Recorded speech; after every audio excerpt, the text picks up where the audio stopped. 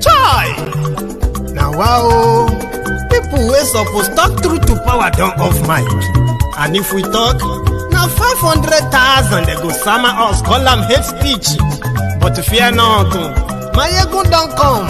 Ingo torchlight every corner, nooks and cranny of all these bad people where they spoil our country.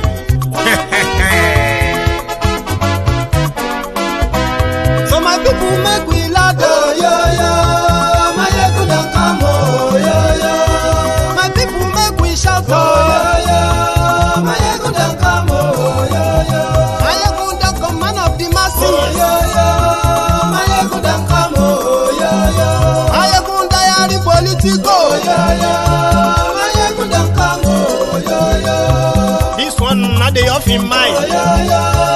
Mayegun don't come, oh yo yo. Can in the touchlight every corner, oh yo yo.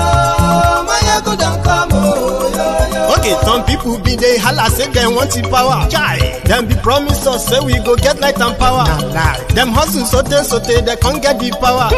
But now they know they do anything with the power. Sure. Every day, dollar just they get the higher power over naira. See them talk say make we off mind. But thank God say Mayegun don't come. So my people make you loud, oh yo yo. Mayegun don't come, oh yo yo. My people make we shout, oh yo yo. Mayegun don't come, oh yo yo. Mayegun don't come, man of the masses, oh yo yo. Mayegun don't come, oh yo yo. Mayegun diary politico, oh yo yo. Mayegun don't come, oh yo yo. This one not they off in mind, oh yo yo. Mayegun don't come, oh yo yo. Person where they do evil, no one make person talk. Them say that Mayegun, that man too they talk. He too they talk. Say Mayegun diary, he they hot like pepper. But every day then they take money in bulk. Poor man picking, they the street they hawk.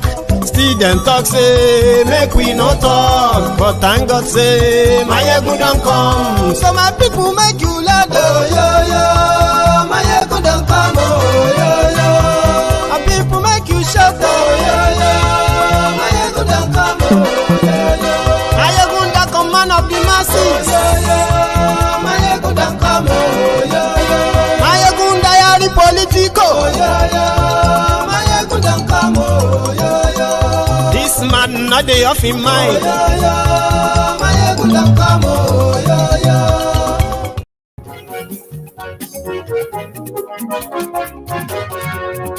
Hello there.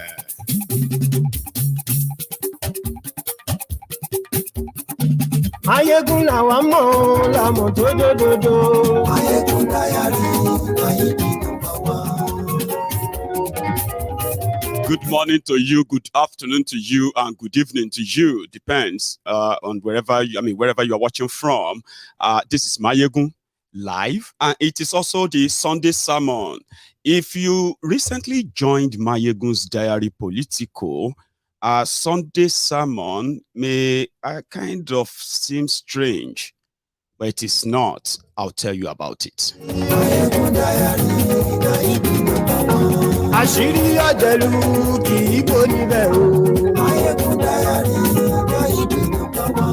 Bó bá ṣe eré, àní Mayegun máa wí. Ó sì tún ṣe eré, wàá gbọ́ níbẹ̀ o. Yes, so. Mayegun. Mama Adeniran, tell that your son to dance even better for me. I'm actually visualizing him dancing. Kò sí lọ́rọ̀ Mayegun, Mayegun diary. Ẹ farabalẹ̀ sẹ́ o, kẹ́gbọ́rọ̀ lẹ́nu o. Mayegun diary. Thank you very much. Share the broadcast. Mayegun làwa mọ̀ tó dòdòdò. Mayegun diary.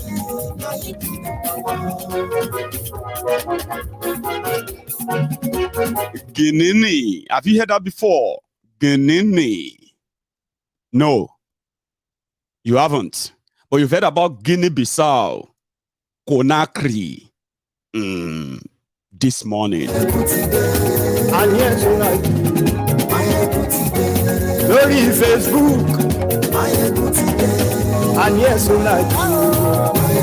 Thank you. lórí YouTube. Máyégún ti dé. Àní ẹ̀sùn láti. Máyégún ti dé.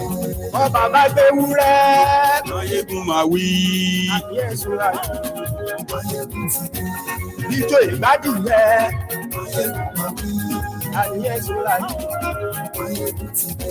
Ìpẹ̀sìdó bá rú sí o. Máyégún máa wí. Thank you.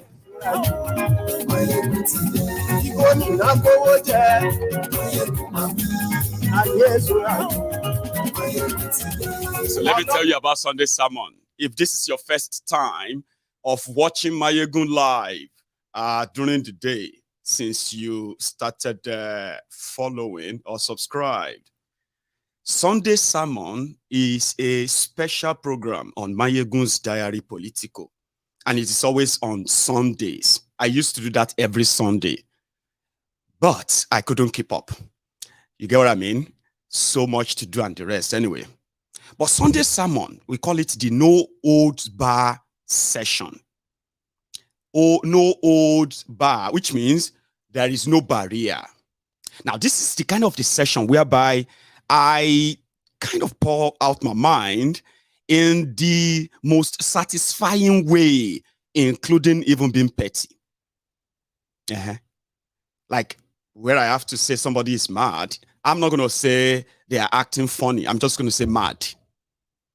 You know what I mean? Like it's blunt, direct, and sometimes for some people, it might be too much because according to them, a lot of you feels like, Mayegun, you can still deliver that message without all this, you know, but that's exactly what makes a Sunday sermon different.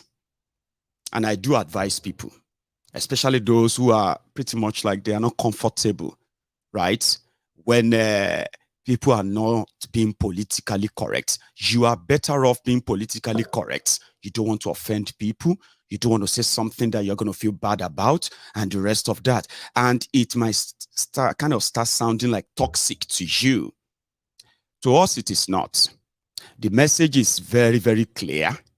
The owners of the messages are very much the target know themselves. And when these inflictors and others are coming out, just remember that they are not coming for you, except if you are a closet Buhari idiot. A disguising Buhari din, Buhari didn't. Buhari did not to, Buhari dijatu, Buhari shuku, Ngozi Harris, Nneka Harris. The obedient fools, the sophisticated morons, and the humbled slaves. If you are a closet one, which are all from the clan, the empire of the Sai barbarians. They have their cousins, called the Lagos Abobakus, Oshogbo Alemajiris, the crumb eaters, the crumb chasers, the ass lickers, the all-risers, including their uncles and aunties abroad, remember? Except if you are one of them. The Mumu Madus, the Bele lecturers, the Mumu lecturers, the pretenders and the rest. Except if you are one of them, that's the only reason why you get offended. If you are not a pretender, nothing that we say on Sunday sermon will ever get to you to the point that you start getting angry. I don't like the way he's. I mean, I respect. No, Baba. See, most of the time, people who always give me conditional support on Mayegun's Diary Politico, 10 years, 11 years to be precise, or more. People who used to give me conditional supports, the support they give to me always kind of lasts for, some last for just few hours, others last for maybe few days. Usually every Sunday is when most people withdraw their conditional support for Mayegun. Their conditional I respect you. This is the kind of the time you can take all of that back.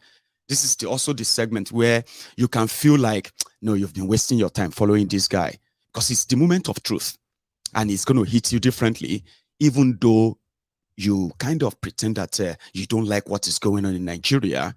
Or when I'm talking about them, somehow in a segment like this, you may be offended. The question is, why should you be offended when we are talking about those who have destroyed Nigeria, those who have divided Nigeria, ruined Nigeria, locally and internationally? Why should you be offended? That's the question. So again, conditional love, as they will call it, doesn't work here. And today, I am going to be as blunt as ever too. Koolu, the Jaga bandits, the Jaga addicts, the Jaga weary, Aṣíwájú àwọn olè, Aṣíwájú àwọn àtọ̀lé. Some said the Jaga pupu, Jaga pampas, Aṣíwájú àwọn agbèrò. The drug lord, and his connection to Conakry. Number one, it wouldn't have been much, okay, if he didn't lie in his own INEC form that he submitted. Not that I'm expecting anything, or you should be expecting anything reasonable to come out of this, but there is something that continually will continue to give you the vibe that Nigeria is just this close to becoming a narco-state. And some of you don't even have a clue of what that means yet, right? So, as the children of God were sleeping, Son of Man woke up to do the work of what do you call it? The work of the, should I say, the angels? Oh, in the middle of the night, oh, David Hundeyin. Surprise ìbáwo, kí ló ṣẹlẹ̀, David? Koolu is a Guinèenne. Guinèenne báwo, èwo tún ni Guinèenne? At first, nobody knows his real name, his real age, his childhood friends, his real parents. Nobody knows a lot about, where he said he worked, right, as this or that, we went back to those places. They were all lies. What exactly is actually real about this guy? Right, here is the story. Guinea, how did Tinubu become a diplomatic passport holder in a country that is not his country? How? Here is the story. Oh. Listen to me very well. Oh. Bola Tinubu, a convicted drug trafficker in Chicago, United States of America, is one of those arrowhead that gave Nigeria the name back then, or let me say the tag of a narco transit hub. Nigeria actually became one of the hubs for drug traffickers from South America. It became something that even government of Nigeria under Buhari killed some people for drug trafficking. But Koolu, who was based in the United States of America at the time, was, he presented himself as an accountant, okay? Now, as an accountant, the drug dealers, they also need an accountant. And that was when Koolu and his wife, Tinubu and his wife, they ventured into this world of criminology full time. What did they do? They wanted to launder the money for the drug traffickers. They are not those distributing the drugs per se. They are just managing the fund from that drug trafficking. How? By depositing the drug money in their different bank accounts that they open deliberately for that purpose. But how does the drug from South America fail to cross from South America to North America, which is United States of America, crossing there and just deliver their drugs? Why do they have to take a long trip down to Africa, West Africa, before they would then, redistribute to Europe and America in the 80s and 90s? Oh. So something then happened. His bank account, it was the one who actually exposed the drug traffickers that he was working with, from what I have sort of figured out, my own theory. They were wondering how somebody that was earning $2,400 a month, right, And then after you pay all your bills and everything, what is left? How could that same person be having over 1.8 million, $4 million in different bank accounts? That was what brought about the investigation. And before you know it, that was what led them to the narco business, the drug trafficking, heroin trafficking in America then. Yeah? But there is also a place in West Africa, in Africa, and the place is called Guinea-Bissau. Now, Guinea-Bissau is a very small country. Very small, to the point that crime rate in that country historically was near zero. They almost never had a national police in Guinea-Bissau. Would you believe that? Yes. That the crime rate in that country was so low, yeah, that their passports is so valid, so kind of important, or no, I don't want to use the word important. So relevant, put it that way, because of their record, that their passports can take you to over 60 countries, including Europe here. Some countries here in Europe that you won't need visa as a Guinea-Bissau passport holder. Right? And from time immemorial, yeah, they have said that the likes of Agbele and Koolu himself, they've built a long-time relationship with Guinea-Bissau. So when an opportunity presented itself politically, this time around, Tinubu banked on it. Why? How did somebody who is convicted of drug trafficking in America, that he forfeited $460,000 instead of going to jail, how did he build a relationship in Guinea-Bissau that he became a friend of their president? Here is the story. Like I said, the South American drug lords, right, will transit, they will fly their drugs from that place down to Guinea-Bissau. Free pass. All they have to do is to pay whoever showed up as government official. So it was easier. It got to a stage whereby the government of Guinea-Bissau, they were actually making so much money from drug trafficking to fund their own government in Guinea-Bissau. Yes. And by so doing, you will probably want to know the guys behind it too, and then building a relationship with those who run the country to give you easy pass would have been the next thing over the years. So they said it was Tinubu who introduced Alpha Conde. Some even said, what is the relationship between Tinubu and Alpha Conde? They said Alpha Beta. Probably he got the name Alpha Beta from Alpha Conde. They were good pals. He installed the government, drug dealers install governments all over the world, where they work behind the scene to give themselves some kind of a state immunity from investigation and arrest. Now, Tinubu, who introduced, according to what we heard, introduced Alpha Conde to Bokwari, and they became friends.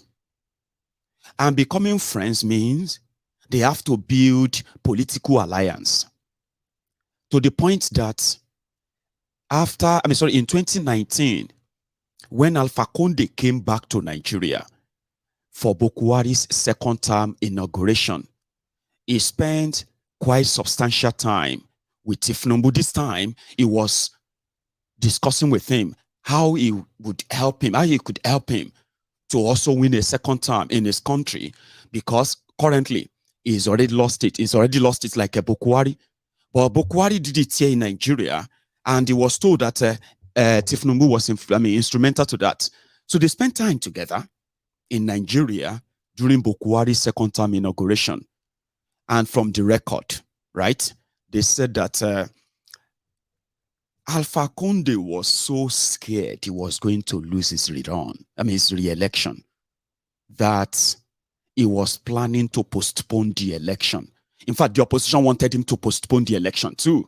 He was given into that until Tinubu told him, October 11, don't ever change it. This is how you go about it, okay?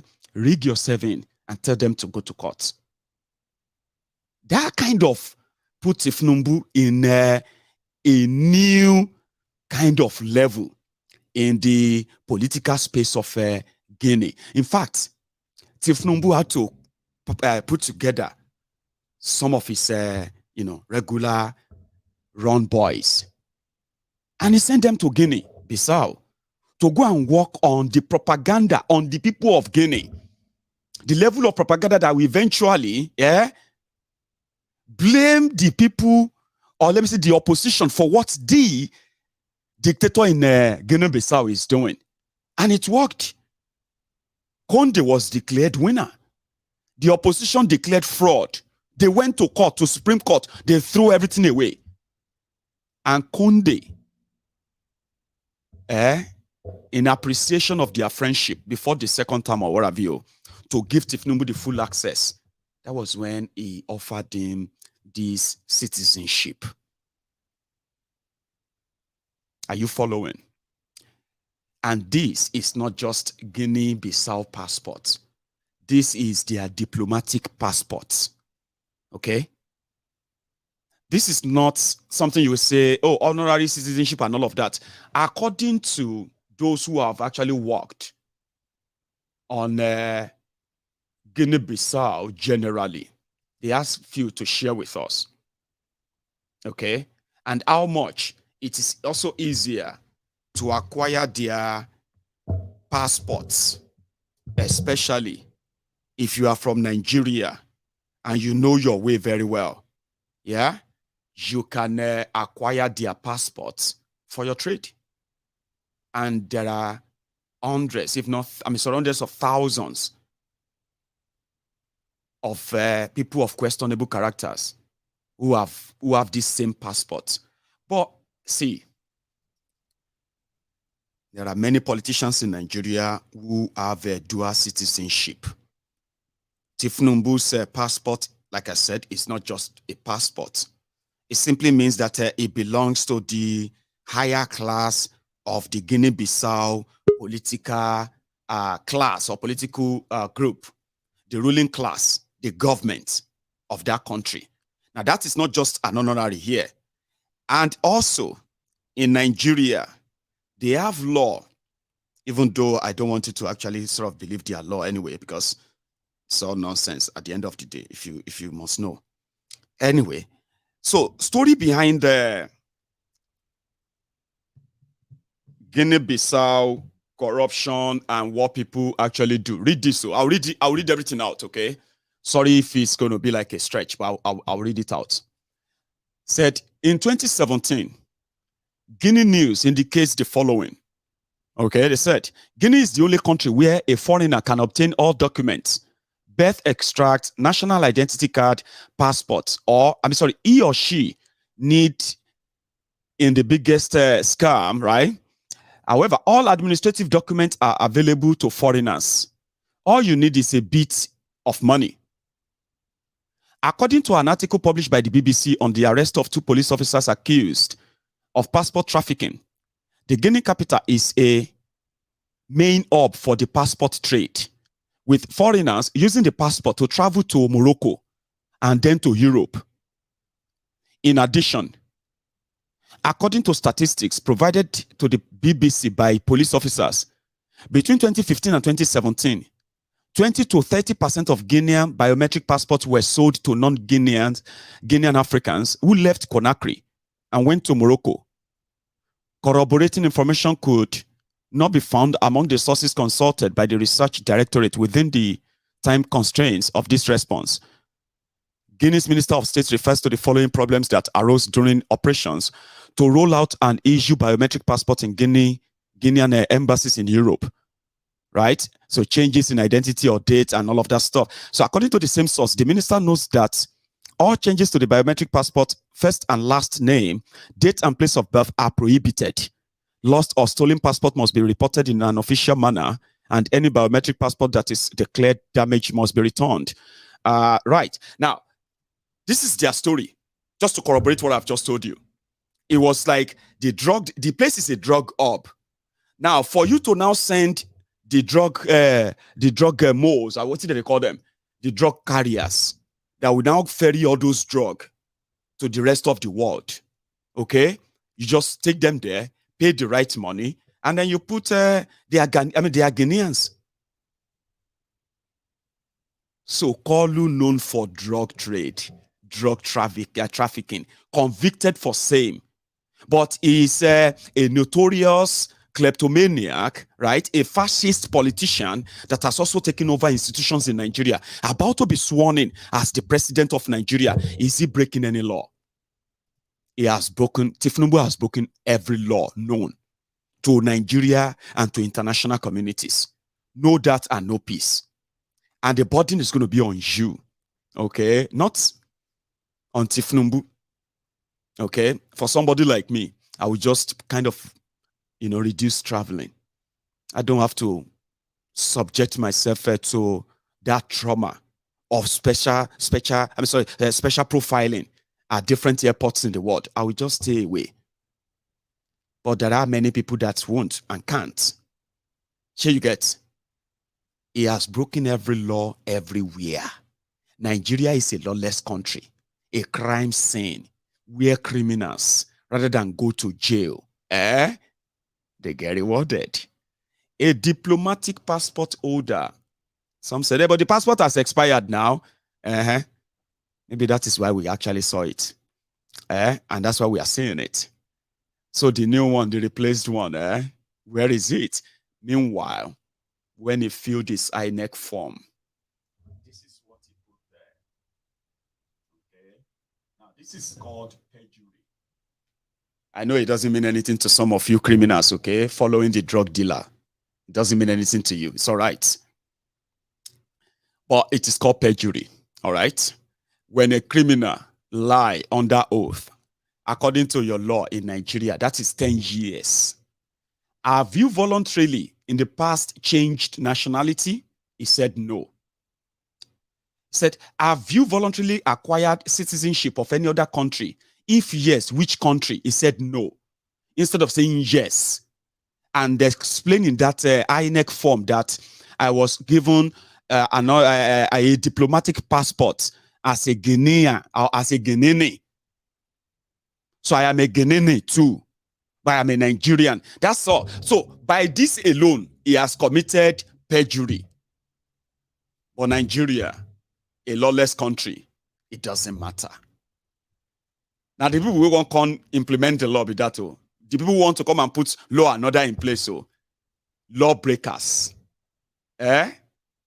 Anyway, somebody had this to say about a student who did his research on the Guinea-Bissau. A good read. And this is just an abstract. All right?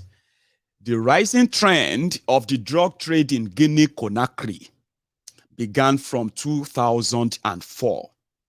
And the extent of the illicit trade came to limelight after the military coup in 2008.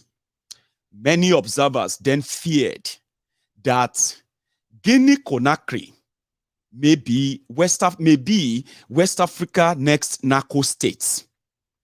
This paper therefore critically reviewed the trend of drug trafficking in Guinea-Conakry by adopting a desk review research approach with the reports and evaluation obtained from secondary sources of data analyzed through content analysis. The study found that the narco-state syndrome has remained a dangerous trend within the West African sub-region with negative impact and effects in states like Guinea-Conakry that are caught up in the drug trade. This study concluded that Guinea-Conakry is at risk of being captured by drug traffickers as crime governance was noted to be interlinked with drug trafficking with high complicity of higher level elites in the illicit drug trade. The study therefore recommended that the government of Guinea-Conakry should address the fragility and the weakness of state institutions by putting in place sustainable development policies directed towards improving human security. Also, counter-narcotics frameworks should prioritize and encourage operation between law enforcers and agencies and relevant stakeholders to ensure that drug use and its consequences are reduced to the barest minimum. They are talking about Guinea-Conakry, ladies and gentlemen. For Nigeria law, I have this to say about dual citizenship. You see why I said, if you are waiting for me, I'm waiting for you, Mayegun. We know that one day you will come back to this Nigeria and say you want to contest election. You will wait for me forever. Till what? Till you die waiting. Here you get. I'm going to pick up British passports at some point. Yes, I'm going to pick it up. Which will then make me what? British, Abi. So automatically disqualify me from running for any office in Nigeria. But because Nigeria is a crime scene, Amosun is British citizen. He ran in Nigeria, Abi. He didn't declare that. None of you sent him to jail. He probably lied. Saraki is British and his family. You know that. Bokwari's well, they didn't contest election anyway, so Bokwari is not British. So I wouldn't say he is. There are many of your criminal politicians who are indeed not supposed to be running for any automatic disqualification, except they publicly say, okay, I renounce this citizenship. Saraki is still British, and majority of them are still British. So when they finish looting you and do whatever they want to do to you, they come back here with their British passport, and they come what? To enjoy whatever is left here. So I'm not coming back to come and be anything in that place. Not there. Because your law says if you pick up citizenship of anywhere, American or Canadian or Guinea, you have no right to run for office in Nigeria. It is your law.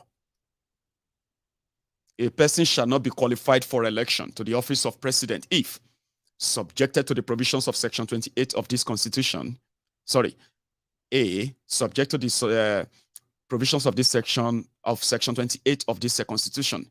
He has voluntarily acquired the citizenship of a country other than Nigeria, or except in such cases as may be prescribed by the National Assembly. He has made a declaration of allegiance to such other country, or he has been elected to such office at any two previous elections, or under the law in any part of Nigeria he is adjudged to be a lunatic or otherwise declared to be on sound mind. Now, all of these are what actually disqualified Koolu. The last part, a lunatic or declared to be of unsound mind. Koolu is sick. The same way normal they talk like this. All classes, you know what they call F level? When you get failure in all the subjects that you take. F9, F8, F9, F8, FF, double F. That is his name. So person when normal they talk like that. Person where they talk like that.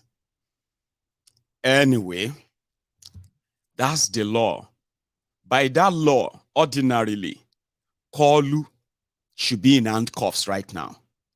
And they should be taking him straight to Kirikiri. After Kirikiri, they have to move him straight to Kuje maximum prison. He is an hardened criminal. And when he's sworn in as your president, just have it at the back of your mind. Pablo. Even Pablo, wherever he is, Ilereni. Anywhere Pablo did right now, Ilereni. Pablo Escobar, the original man who first tried to even be the president of a whole country, using the narco money to run the country. But I got to a stage that even as everybody in that country knows him as a narco man, that they kind of protected him to some extent, they rejected the father. So whether you like it or not, Tinubu is you are going to hang Tinubu's picture in your office. She be yellow by. Whether you like it or not, they are going to swear Ashiwaju in May and all of that. But wait, also still you by. Let me explain to you. Tietita. In case if you have no idea, you see the road that they are taking you to right now is called the road to perdition. The road to perdition. The road to final, what do they call that one? There's this Onyobo I put on for my head since last night. Final implosion. No, that one is easy. It's a very strong word like that, but if I remember it, I'll use it. That's exactly where they are taking you to. And if you have an understanding, right, you will be like this. Where is that? I was where's she? You will be like this lady and say, "Help me, help me, help me." Let me explain that. I will not allow you to. Help me, help me, help me, help me, help me, help me, help me, help me. If they carry me, they go, we are not know. Help me, help me, help me. Now, what this means is that whatever you have seen before, or whatever you have heard about Koolu before, put all of them all together, okay? And just come to the conclusion and say, nobody knows this man. Oh, he was the former governor of Lagos State, two-time governor, this one and that. Of course, he's had a very good run until now. Until the time he's been able to have that good run under the radar, even though the old secret is right there in the open, right? Until now, that he put the biggest electoral haste ever. And this has now prompted people to say, some said it's too late, or whether it is too late or it's too early, it doesn't matter. Now you have an idea that you have no idea of Koolu. Somebody was still asking what is Koolu. Koolu, you know, Koolu is Yoruba word for Kooli. Kooli is Yoruba word for a dying chicken. You may have English word. I can't even remember the English word. You know that Kooli, that will, you know, that thing that will catch a chicken. You have a name for it. Let somebody who is Princess. Are you there? What is the name for that thing that kill chicken? Kooli. Something like that. So when you look at him like the way he's looking at you, like that, like somebody that Baba iti law. I will law. Some are saying that he's acting, he's pretending. See, that's where the problem is. Sometimes a lot of you will see things like this because you find it so hard, right, to accept that this is actually happening. So you need to kind of create something that makes it look like that's the alternative. You create your own alternative reality. Koolu, when they say dementia, nobody dey house. You know that thing, that sickness, is somebody like a Bokwari as well. Okay, they can't spend 10 straight minutes in a room without losing their memory or losing their mind or start talking nonsense. It's a terrible one. They can start talking to you about car, and then there you are having a conversation around car, and it seems it's sounding like they are having a convo and all of that. Then from nowhere, they can start talking about cows. And then you'll be like, what a switch. No, sir, cow. What do you mean? Yeah, you mean, and that's it. From there, they can switch again to cats. And this is not like having a proper conversation or to say, okay, yeah, let's even talk about this. No. They've forgotten about talking about cars earlier. To the point that the likes of Tinubu will forget your names. If you spend much time with him in a room, they will have to remind him. That's the sickness that is wrong with Koolu. And in this regard, the criminals around him that are pretty much pushing on the rest are doing so because of the open door. This is going to be for the real men of the underworld, the real criminals that he actually represents. And then it's going to be a free-for-all. Guinea-Conakry where is now the big hub for drug traffickers, and a convicted drug lord is a diplomatic passport holder of that country, a corrupt country, as we have been told to know. So now let's even talk more. Tinubu didn't win any elections in Nigeria. Twist it, propaganda on it, turn it around, bully people, blackmail them, arrest them, threaten them, or kill them as you are doing. You all know that he didn't win any election in Nigeria.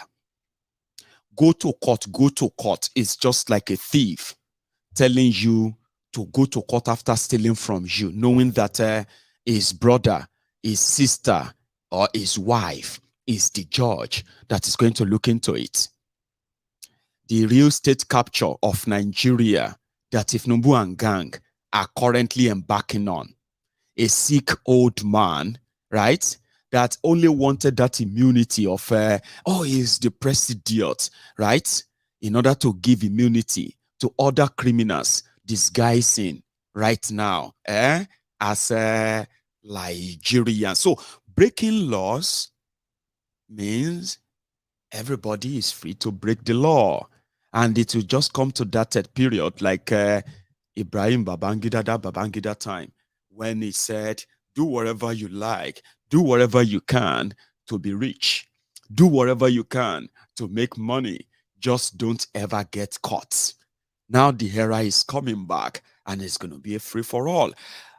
When Nigeria become a narco-state with a drug baron, a convicted drug dealer, as at the head of it, then all the drug dealers in Nigeria and the rest and all those criminals will have immunity from any prosecution.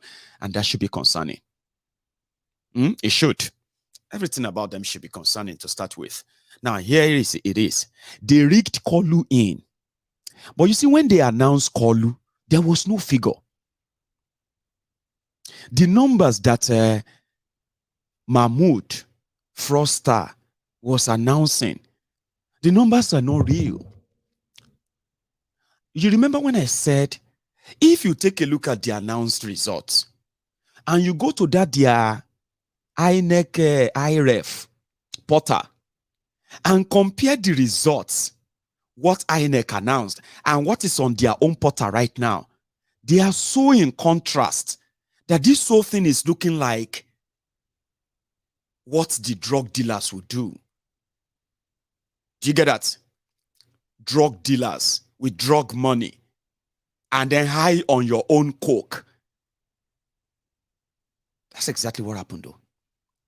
Mumudu was announcing figures that were not real, and he declared Koolu winner, and the entire country feels like they are mourning, like somebody died. Like somebody, you know what I mean? Somebody important, or you know what I mean? Like died. They've replicated the same in Adamawa today. In case if you have not been following the news. Earlier today, when they report that Tinubu has a dual citizenship, when they said that Tinubu has a dual citizenship, he is a Nigerian and he is also a Guinèenne. And if you check, probably he's also citizens of so many other countries that he has different names, right? God knows how many. When that one pop up in the middle of the night,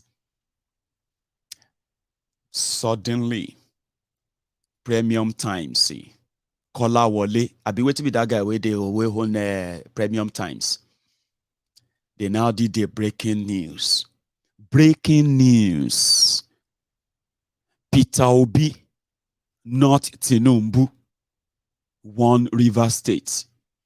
Tinubu no even score 25% in Rivers State. That's Premium Times, oh. Breaking news. They won't give you that one, maybe you take down a whole body. They said on INEC, imagine, INEC declared Tinubu winner. Abi? And Tinubu won River State, remember? Now, on INEC website, INEC IREF, right now, go there and check right now. Go and tally them if you have the time. INEC Ref, right now. Now, Obi then declare winner of River State right now. But the one that they declared on the 25th of February, now Tinubu won River State. Not just that. The same report that is talking about what they did in River State, they are now pointing at they cut down votes in Plateau State, 1.3 million votes. INEC remove them from Obi. But when you go back onto their on their website right now, oh no, you'll be shocked and say, then what is really going on? I mean, like, are you trying to like play everybody? Are you making a gesture? Are you calling, what's going on? This is not even like you saying, there you go. No. Go to INEC right now, INEC website right now. And then you'll be wondering, what's going on? 1.3 million votes in Plateau State. 420,000 votes in Lagos. Over 300,000 votes of theirs in Benue. Ebonyi. And so many other places that they are now pointing them out now. That even by reading what is now out there right now, as you are watching this video, they are now systematically admitting that if things were actually done right, even if nothing is touched in Tinubu's number, Tinubu is not even like second in the real thing. I mean, this may sound like, Mayegun, what are you talking about? See, don't act like you don't know what I'm talking about. Don't pretend that I'm sounding Greek to you. I said, INEC declared Tinubu winner. The numbers are not adding up. The same INEC on their website, their numbers that they declared as winner for Koolu is no longer showing up as winner for Koolu. It's now showing the winner for somebody else that they said came third. So what does that tell you? It means that by tomorrow, when Nigeria explodes, the first people you should hold is the INEC of Nigeria, Mumudu. Oh, people want to call in. Okay, I'll take calls at some point, but let me kind of pour this whole thing out. Sure you get. We'll get to that. So the number Mumudu announced is not there. But you know what happened in Adamawa? Remember this woman? This woman, Binani, she is the APC governorship candidate in Adamawa. Now, Binani, as you can see her here, she is currently, if you tell me, she is the most powerful woman in the entire Nigeria. And if you ask me why, Binani is the woman that printed all of the election materials that you used in this 2023. She printed the entire ballots. Every election material that has to do with printing, whether na agent tag, this one tag, security tag, everything, ballot paper, result sheet, and all of those, she printed them. And she is also a candidate in the election. So, wahala yaso, abuku yakari, trouble yaso, wahala yakari. Binani is now running against another historic criminal representatives of the people destroying people. So it's like esprit de corps.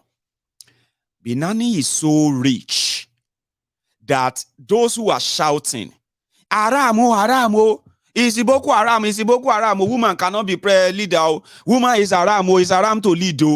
When they saw money, they started changing their mouth. That Singapore Malaysia, Tunisia, Russia, Shia everywhere. Shanko, then get woman leader. So why not? They can't change them. So person we don't print everything. Come meet a match. Now so they won't rig the first woman governor in Nigeria. Supposed first elected woman governor in Nigeria. Omona so the scheme say, bo ti edibo, o ti wole, binani o, bo ti edibo, o ti wole. For an article get Adamawa, share you get. Or die na die. Wala too much the last time. And the person who was leading, after everybody rigged themselves, so PDP rig, APC rig, then when they finally PDP come out rig APC, they can't say, oh, more than if you announce a woman leader, woman governor, they had to plan a rerun. Now, the rerun happened yesterday. Story long, Sha. But the drama that happened today, eclipsed all the drama that you have been seeing before. So if Nigeria goes up in smoke, when your democracy is finally killed and dead officially, I beg go, hold I neko. You know what they did? Madam First Governor, she fought a good battle in a game that she set the rules. She's the one who set the rules. But they made their match in this PDP. So they were collating results this morning, since last night. But the power that be, they wanted to use her as a sort of a postal, a moral poster, something of a good thing that is coming out of APC, a rigged woman that has been rigged even before the election day. The battle right now is just to see if other ones will let the rigging pass. Okay, that one was leading. There are few other words to conduct the runoff election. So runoff election happened, Wala happened, and they started collating. Well, now they are collating this morning. The person that was leading the last time, PDP, is still leading this morning. Okay? Then they said, hey, order from above. We have to suspend announcements. We are going to come back 11 a.m. Why? Why do you want to go? Go where? Finish waiting you start. Which one is postponing again? Hey, you want start? No, we are not starting. We are coming back. We will continue the announcement. Returning officer officially is expected to announce results of election. Returning officer, they call them RO.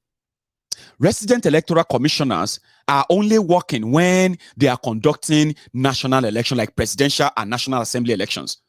So they will be the ones to take the results from all the returning officers, and then they will now take it to Abuja as resident electoral commissioner. They are called REC. But Nigeria is a useless democracy that this APC have made it. Sadly, Abibao. Okay, we will reconvene back. We will reconvene back at 11 a.m. Everybody can't go away. Sure you get. Omona, so returning officer disappeared with risotto. They can't find this returning officer, or they have kidnapped him, or they have locked him somewhere. Now, so Reko, resident electoral commissioner, just walk straight into the hall where they are doing collation, where cameramen and everybody was waiting, right? And the Baba just say, okay, I am here to announce the winner. No, there's nothing like that. It's not fair. No! It can't happen. This is not fair. You cannot call it not fair. No. Here and now. You cannot. You see, based on No. You cannot. based on the scope No, because someone like APC support the highest vote. No. And by that, I took the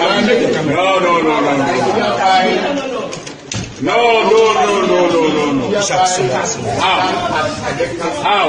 governor of Adamawa. How? Thank you very much. How?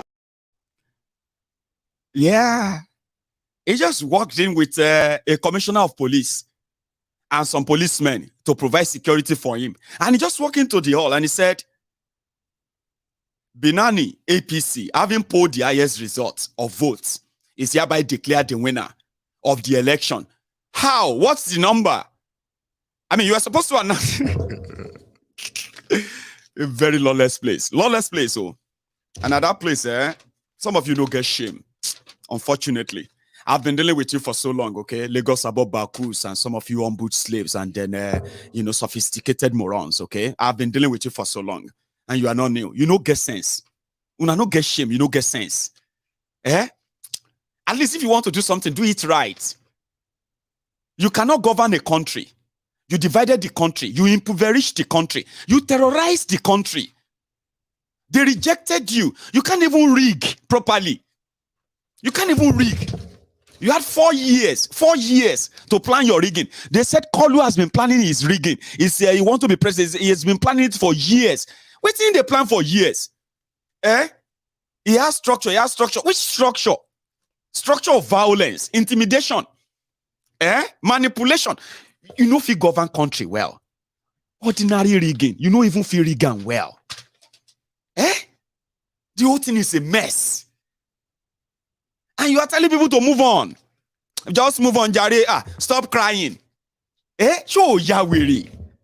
No, as in, I shouldn't even be asking that show Yahweh. We're rating she opolokpo.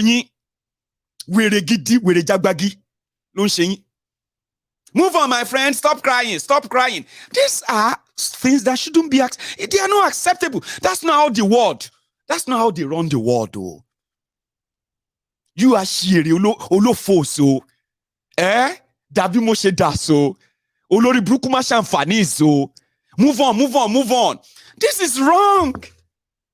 Why then do you have to ask people to go and contest election? Why do you want them to actually get voters card when you can just announce your winner? Move on. No result, no nothing. Nothing. Just walking.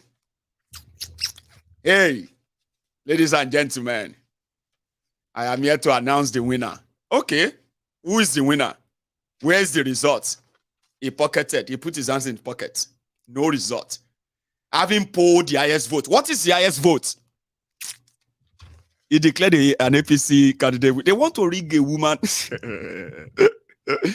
Want to help me along, but Bombay. Something has to happen. It's just going to be like that Big Bang, that Big Bang theory, Big Bang theory. They said that this world came to be when something like a blast. They say this art that we are seeing now, no be say anything create more.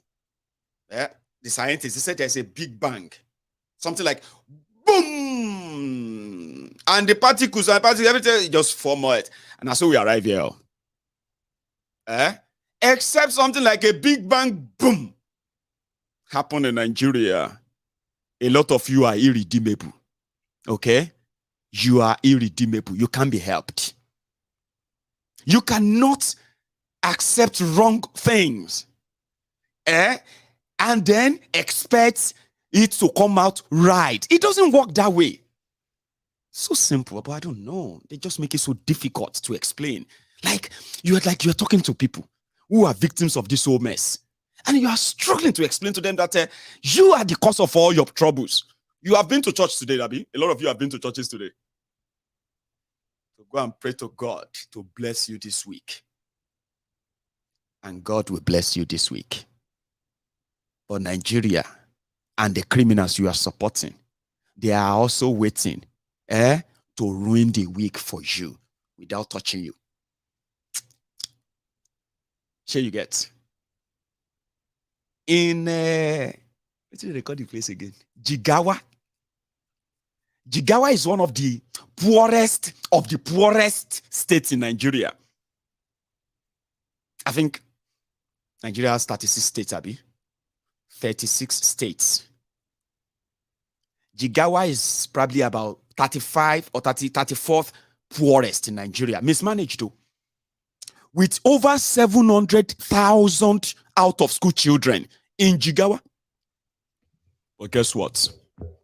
the Olori Burukus running Jigawa, who gives no damn about anyone or the children, they just deposited 2.5 billion naira to send some people to Mecca, Hajj, so that they can go and pray for Jigawa to be successful, for the Jigawa government to lead them right, for Jigawa to become Dubai. They're going to send them to Mecca. Isn't that madness? Isn't it? So when they come back from Mecca, they will start praying for the criminals that are ruining the lives and the future of the children who are also going to grow up and be like you, supporting whoever the oppressors are. Then, I mean, how could you actually live with yourselves, right? With what you have seen and what you know, and you like your children to actually go through this again as well. You may sound like you are helpless. The reason why most of you are sounding helpless is because indirectly, a lot of you actually love your oppressors. It's just that you love them differently. Here you get those who love Koolu, Tinubu. They love him and they would tell you anything in his defense. It doesn't matter what you say. Those who love Atifku, they'll put up any defense, and it's the same everywhere. They will defend all their thieves. My thief is better than your thief. That's actually how they roll in Nigeria. See this one, see this one that is following a thief. Somebody that stole 5 billion. Look at this idiot. My own stole, your own stole 5 billion. Okay, my own stole 5 billion. Is it not 20 billion your own steal? So it's just about my own better pass your own. I say, oh, not true. My own stole 20 billion. Okay. Let's say my own worse. My own thief is worse than your own. Okay, I agree. Okay, let's try another one. Okay, my own thief is mad than your own thief. I say, okay, oh yeah, give me an example. That's how they roll in Nigeria. And that's why they will tell you, all of them are the same. Oh, my brother, every day, all of them are the same, Jare. Bunch of lazy minds. They've been conditioned that way. And indeed, it is so easy to use that as an excuse to say, it's the same everywhere. Let everybody just move on, Jare. Like this clown. No, there's nothing like that. It's not fair. It's not fair.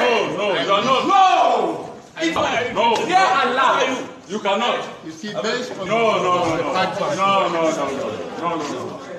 No, because it's about life. the APC Yeah. support the highest vote. No. How?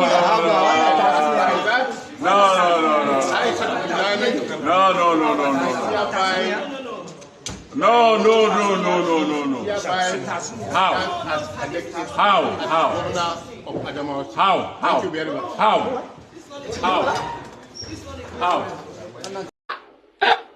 Ah, God, why do you brought me to this Nigeria? What is my sin? Kí lẹ ṣẹ̀ mi gangan? Kí ni ẹ̀ṣẹ̀ mi tó fi dá mi sí Nàìjíríà yìí? Ìkíní, èkejì, ẹ̀kẹta. Ó yé o. Ó yé o, Ọlọ́run. That's exactly, I mean, like I said, Mumudu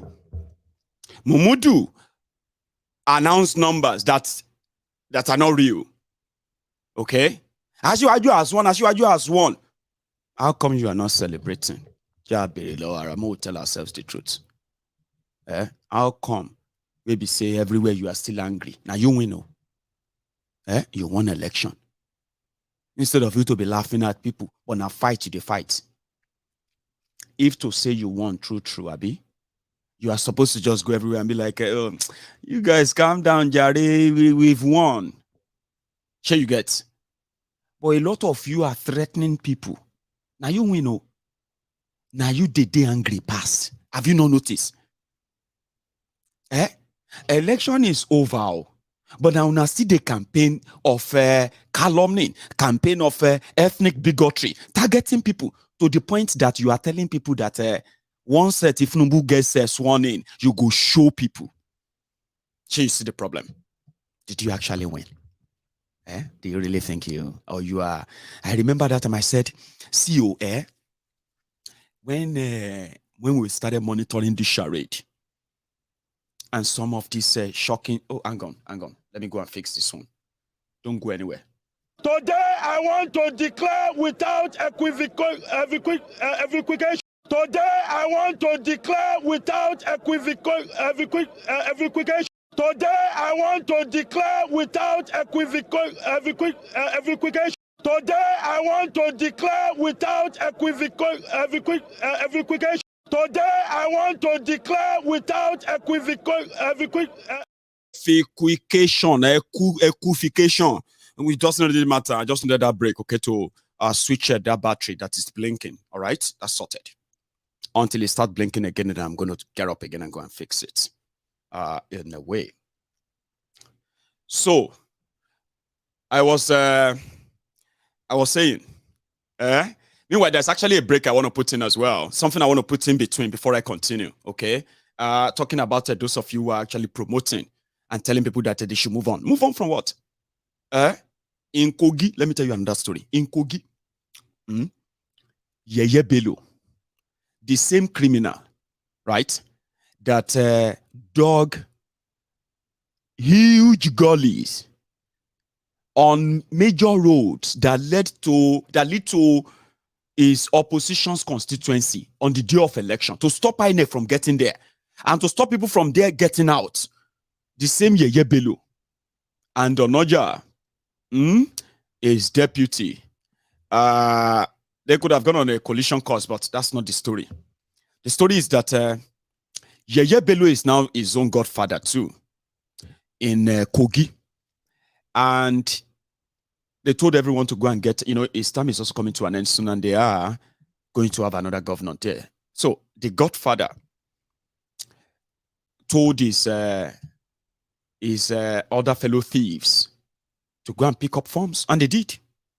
And then the last minute, right, he just told all of them that he's got a consensus candidate and all of them should sit around and endorse him and make a video of it. Some agreed. Those who didn't, like a smart Adeyemi, Tio Smart. Let's go inside that room where they were sharing all of that, okay? Here.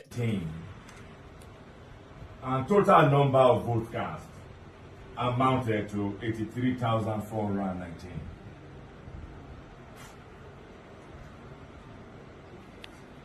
It will interest you to know that the 7 candidates that participated in these primaries are the following votes.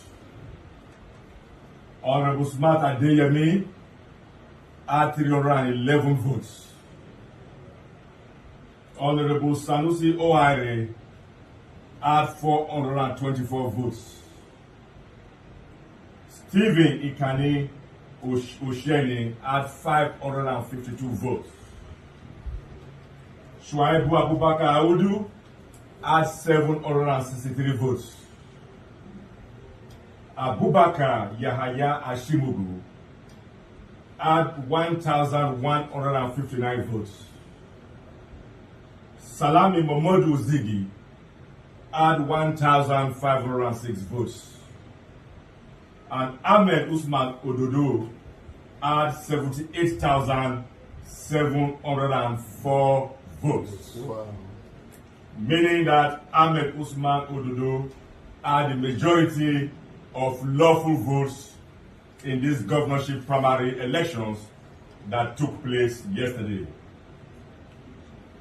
And get this background, therefore, by the powers conferred on the committee by virtue of Article 19 of the APC guidelines for the nomination of candidates for general elections 2003, I, Honorable Patrick Obayabon, Secretary of the Primary Election Committee for Kogi State, on behalf of the Chairman, His Excellency Governor Bello Matawalle, and members of the committee here present, hereby declare that Ahmed Usman Ododo, having scored the majority of lawful votes cast at the direct primary election conducted on the 14th day of April 2003 in Kogi State, is hereby declared as winner of the APC Kogi State primary election 2023.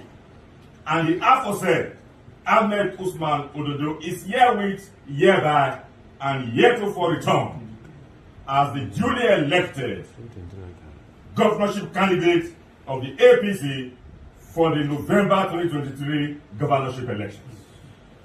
Nigeria is so corrupt, which I regret the day I was born in this country.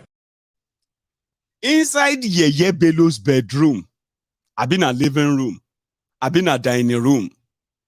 78,000 people voted for candidate of APC.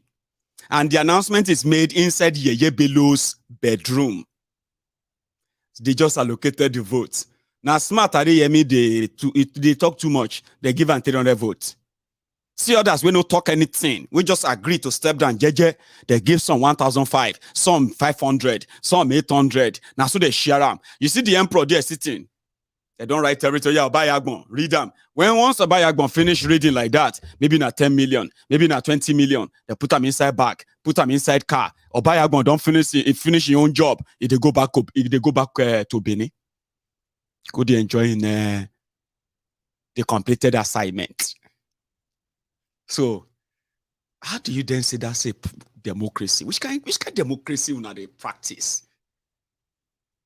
The one that won't lead you anywhere. It won't. Kashitocracy. Some said that it is a demonstration of grace. Some said it's militocracy.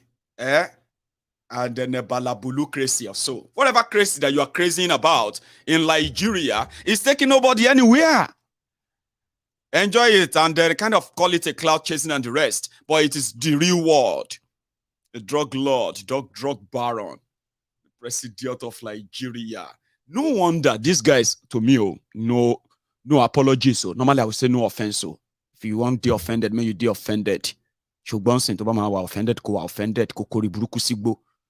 but to me, when I saw this, it can't be like saying, they say they are doing, they are getting ready. They are rehearsing. That's the word. Rehearsing for Tinubu's inauguration. Tinubu at Shitty Boy. Tinubu Shitty Boy inauguration next month. Boko Haram at Pablo. Hey, I wish I have made that trip, that American trip, before they will do that madness, so that I won't become the news. You know, me, I am the one who always kind of come back here to give you what is going on and all of that, okay? I don't want to be the news. You see, I say, hello, Mayegun, where are you? I did detention. They don't cuff me. Why they go cuff you? What do you do?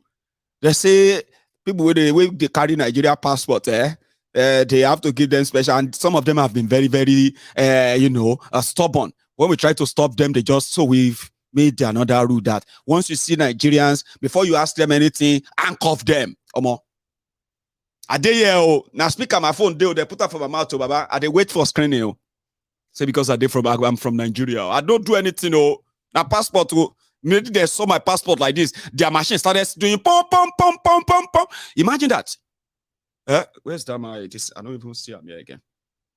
Imagine you enter immigration and they say your passport, please, passport, please, and you give them your passport. And before you never just jump up. Wow. Even yourself won't run. I'm joking. But, that can be the scenario for some people, even if there is no alarm. The fact that they get profiled and pulled aside without doing anything, it may just be like the whole alarm going off in their head. Like, wow. And you just kind of, Egbamio, and you bring the passport, they put them on the machine. And they started shouting. Wow. You have one peak race. They say, no, cash him. That's exactly the world you are going to be. Maybe Afghanistan, Syria, and all those places, they will kind of be useful too. Anything from Nigeria, some people will say anywhere but Nigeria. I want to leave this country. I don't want to be in this country anymore. Baba, they go anywhere. With Koolu, they go anywhere. Even trek. Say they to trek to OKSF, Trek, trek to OKSF, To trek to Libya, go day. I'm serious, it's not joke. Because the point here is that there are always consequences. Or they say elections have consequences.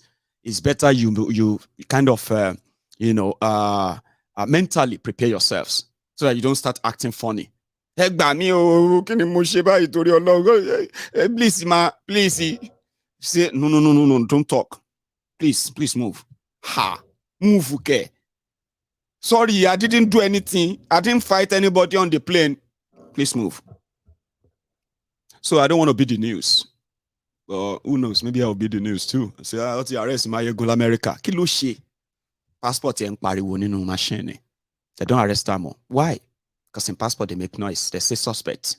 Suspect, because this noise is not normal. Maybe not cocaine that they take do our passport. Then they'll say, they see cocaine inside. It's not funny. And let me tell you something. Yes, I am petty about it. And that's the best I could come up with. Without having to actually rain invectives on all of you that are actually promoting this. Because you are so selfish. You don't give a damn. Same way you are so selfish about Bokuwari. And he came, he saw, and he ruined, and he destroyed everything. Yet, you are so proud, so arrogant to admit that you brought this upon Nigeria. You are still doubling down, and you want people to just keep quiet. Tomo. So there will be consequences. They say elections have consequences, and I believe them all. So when I saw these people, they said they rehearse, they train, they are rehearsing for TV. I said, they be burial rehearsal, they be inauguration rehearsal. They can't look like say they are getting ready for burial. Now waiting, I see how they talk.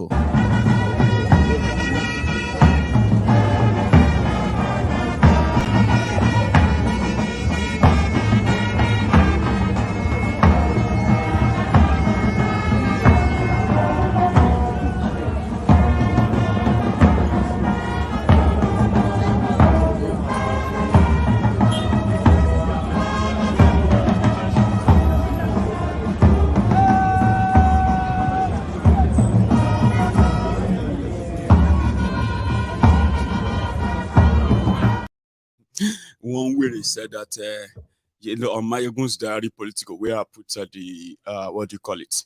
Where I put the video. I said about the way how come they can't look like that they do burial, they practice for how to do burial. It don't look like anything sharp to, you know what I mean, to even ginger you. I say almost see mood oh. We are counting days, so nothing like that. Then somebody came and said, you this Mayegun, you this bastard. They call me bastard a lot. People will not even know their papa. Majority of them, they don't know their papa. In fact, those who know their papa, they know if you point at their papa. Majority of them. I want Sunday, I want, you know what I mean? Maybe say they worship money anyway. But because they love to pretend that they kind of have a parent, which they don't. I don't see many of them actually having real parents. Or perhaps they have useless parents as well. Sure you get. So they turn around and say, sure you no get home training. Why are you abusing elder like this? You this bastard. I say, abusing which elder? Abusing a thief. Elderly thief. Okay, maybe I should have said elderly thief, sir. Sure you get. So they turn around and so when I put up that video earlier, one came and he said, you this my ego, you this bastard. Now the burial of your father, they are planning. I said, Entotiku. My papa don't die for over 6 years now. So don't think you can actually use that on me. Your papa, your mama no train you. Oshe. If my mama and papa no train me, well, I go don't be like Tinubu. I go don't be a drug pusher, drug dealer, money launderer. You know. If my papa and my mama, if they no train me well, which papa and mama trained Tinubu? Or which papa and mama trained all those who are leading you, stealing your money? Their papa and mama trained them to be thieves? To be athletics? Which home did they come from? Your leaders. Start mentioning them state by state. From the east to the west, from the west to the north, from the north to back to the south. Which of your leaders who be them parents? Then teach them how to steal? So why don't you just go and ask them too, like a Tinubu? Now your mama teach you to be a drug dealer. A lot of you are claiming to be Muslim. I'm a Muslim. Very devoted Muslim. I respect elders. Only run here. You do lie. You are a liar. If you are a real Muslim, you will never publicly support a drug baron with all the evidence. You begin to ask, hey, yeah, bring evidence. Where's the evidence? Where's the evidence? Now his enemy at work. The enemies is at work. You will now put hijab on. You'll be shouting Elijah, Elijah, you know, I will still be lie. I will still be lie. I will still be true. Share your Islam taught you to defend a drug dealer. And you know, Roshi. You know, my Holy Spirit, Jesus said we should forgive and forget. Jesus said you should. She want cocaine like Jesus in it. They tell you say Jesus at that time call that they bag cocaine like this. Now ordinary trade that they do inside the temple where Jesus come cocaine. Even if you know, even if people like us, even if we don't get religion, we are not stupid. They don't sell cocaine inside temple. They don't sell heroin. Now gamble, they say they gamble inside temple. Where big man come out cane. They whip old and young inside the temple. Come out from my papa house. Come out from my papa house. Come out from my papa house. And now you are quoting Bible forgiveness. God has said we should go forgive. We must remember the forgiveness of Holy Spirit. I believe forgiveness of Holy Spirit. You don't now. You are lying now. You are defending drug dealer. And if your son come back and say, Mommy, I have found a career. Hey, what would you like to do? My son, Mommy, I want to be a drug dealer. Well, what would your reaction be? Because you wanted to hide behind him a lot of things and at the same time continue to give excuses and pretend that no. And then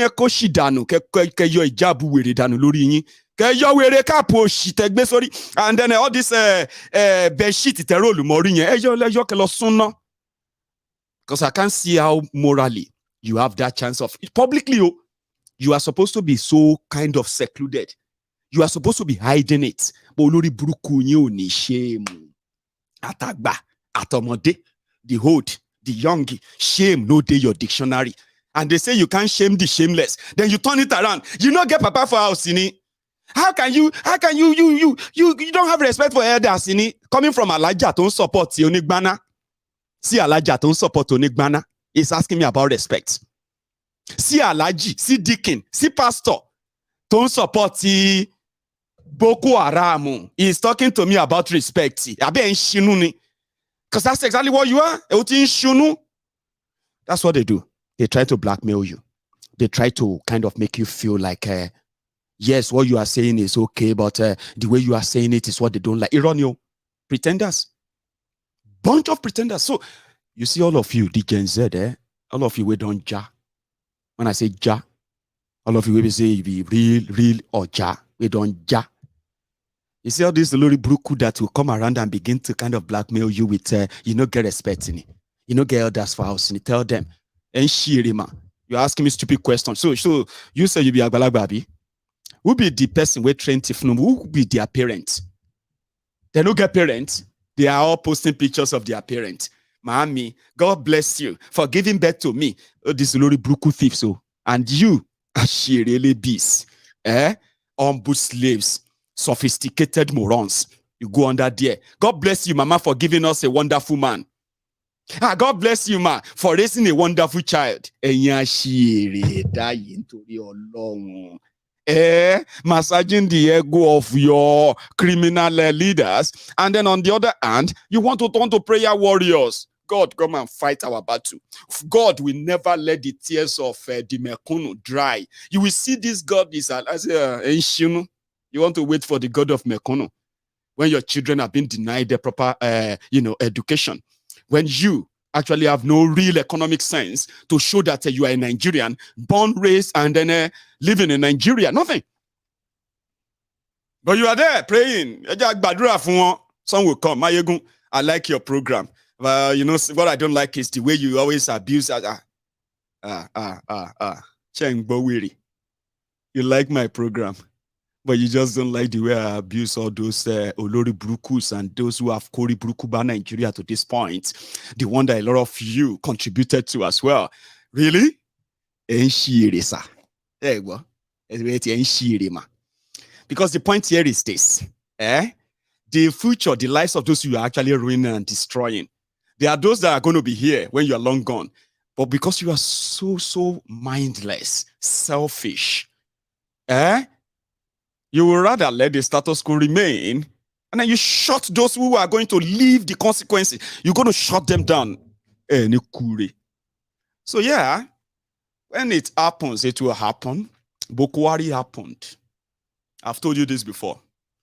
All this I'm saying to you is just so you know that when you are making choices, you should be aware of the consequences of your choices and stop pointing fingers at somebody else who probably doesn't even contribute to what you have brought upon yourself. Remember that. A lot of us who don't live in Nigeria, you know why we are so worried? We've got families in Nigeria too.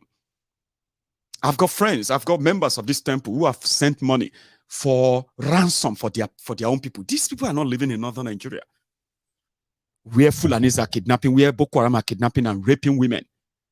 These are people who are traveling. These are people who are traveling down south, only to get caught. Ransom. We were paying ransom southwest Nigeria. But you can't talk about it because it's going to hurt politically if you continue to talk about it until they brought a drug dealer, a drug baron. Now, all of us are not safe. They're going to be threatening us. They're going to be threatening up and down. They're going to be trying to use their state resources to muzzle people down. But that's my prayer. And somebody told me that Nigeria is going to break up. And unfortunately, it is going to start from, a Fulani man, and a Yoruba man will complete the job.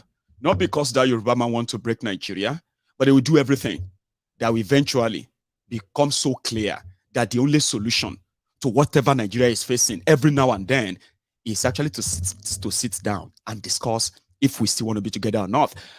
Or let everybody go their separate ways. And Tinubu is going to be their vehicle. I've started seeing some worries. Almighty Allah, we want you to please, to prolong the life of Koolu, so that he can shame his enemy. In 2-3 years, Koolu can change Nigeria. So Nigeria passport can become so valuable. You get what I mean? 8 years of APC change. That was what you promised, right? Bokwari was supposed to be an not corrupt individual, be incorruptible criminal. But people told you that he is Ogbojuli ninu Igbo Irumole. Bokwari Ogbojuli ninu Igbo Irumole Elegbeje. They sold him to you. He is not corrupt. He is the Nigeria will be respected. The terrorists will run away. All the thieves will run away. They will all go to jail. All of their money will be shared to the poor people. And those lazy criminals inside APC, cooking the lies. Some of them were waiting for the time that they will probably get a share from the proceeds of looters, only for them to come back there. To come in and then legalize corruption. Have you not seen it? Yeah, that's what they came to do. They legalize corruption in Nigeria now. Those you saw as corrupt people then, they are now in APC. Remember? A bunch of them. Even ex-convict is about to become your Senate president in Nigeria too. Is one of them. So protected. Oh, ye who have committed fraud, who have committed crime, come to us with your heavy laden crime, and we will give you relief. That's the message of APC. I have a video of it. If you come to APC, your sins are forgiven. All of these are open secrets. All of you, they see them all. And indirectly, I remember when on social media, they were saying, may Buhari, hashtag, may Buhari succeed. Hashtag, may Buhari succeed. Hashtag, may Buhari succeed. As if to say, no, hashtag will build road. Hashtag will fix electricity. Hashtag will fight corruption. Hashtag will fix a police force. Hashtag will give you defense. Hashtag, yo, God, may Buhari succeed. May Buhari succeed. May Nigeria succeed. Hashtag. They can't pray on social media. They pray, may Buhari do the right thing. We promise them. The change that some of them bled for, it didn't come cheap too. We know they tried to rob them of their effort. Their change didn't come cheap. They bled, they died, only for them to continue bleeding and dying, even worse than what motivated them to start shouting change. They shouted change. Me, I tell them, say, na change, Na chain of a demagogue una they take time on herself. Wo ko bonne. Show lucky. Ijebu will say, ko bonne. Ke bonne. She lucky.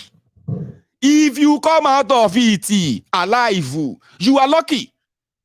Shut up your mouth, enemy of Nigeria. You this Mayegun, I hate this Mayegun. He's not even wishing Nigeria well. May Buhari succeed. May Buhari succeed. You Olori Buruku watch them 80 years so. More than 40,000 people slaughtered and killed by different terrorist groups in Nigeria in 80 years. Yes. And guess what, right? The double of that were kidnapped too. Over 80,000 people were kidnapped. Same 8 years under APC. Nigeria lost almost 40 to 50% of the northern Nigeria to terrorists as we speak. Government no dey there again. Now terrorists they control there. People living in those areas, they are paying taxes to terrorists in northern Nigeria. Right now, as you're watching this video, that wasn't like that 80 years ago. Remember? Oh, it's change, oh, it's change, oh, it's not change, oh, run, oh, run, oh.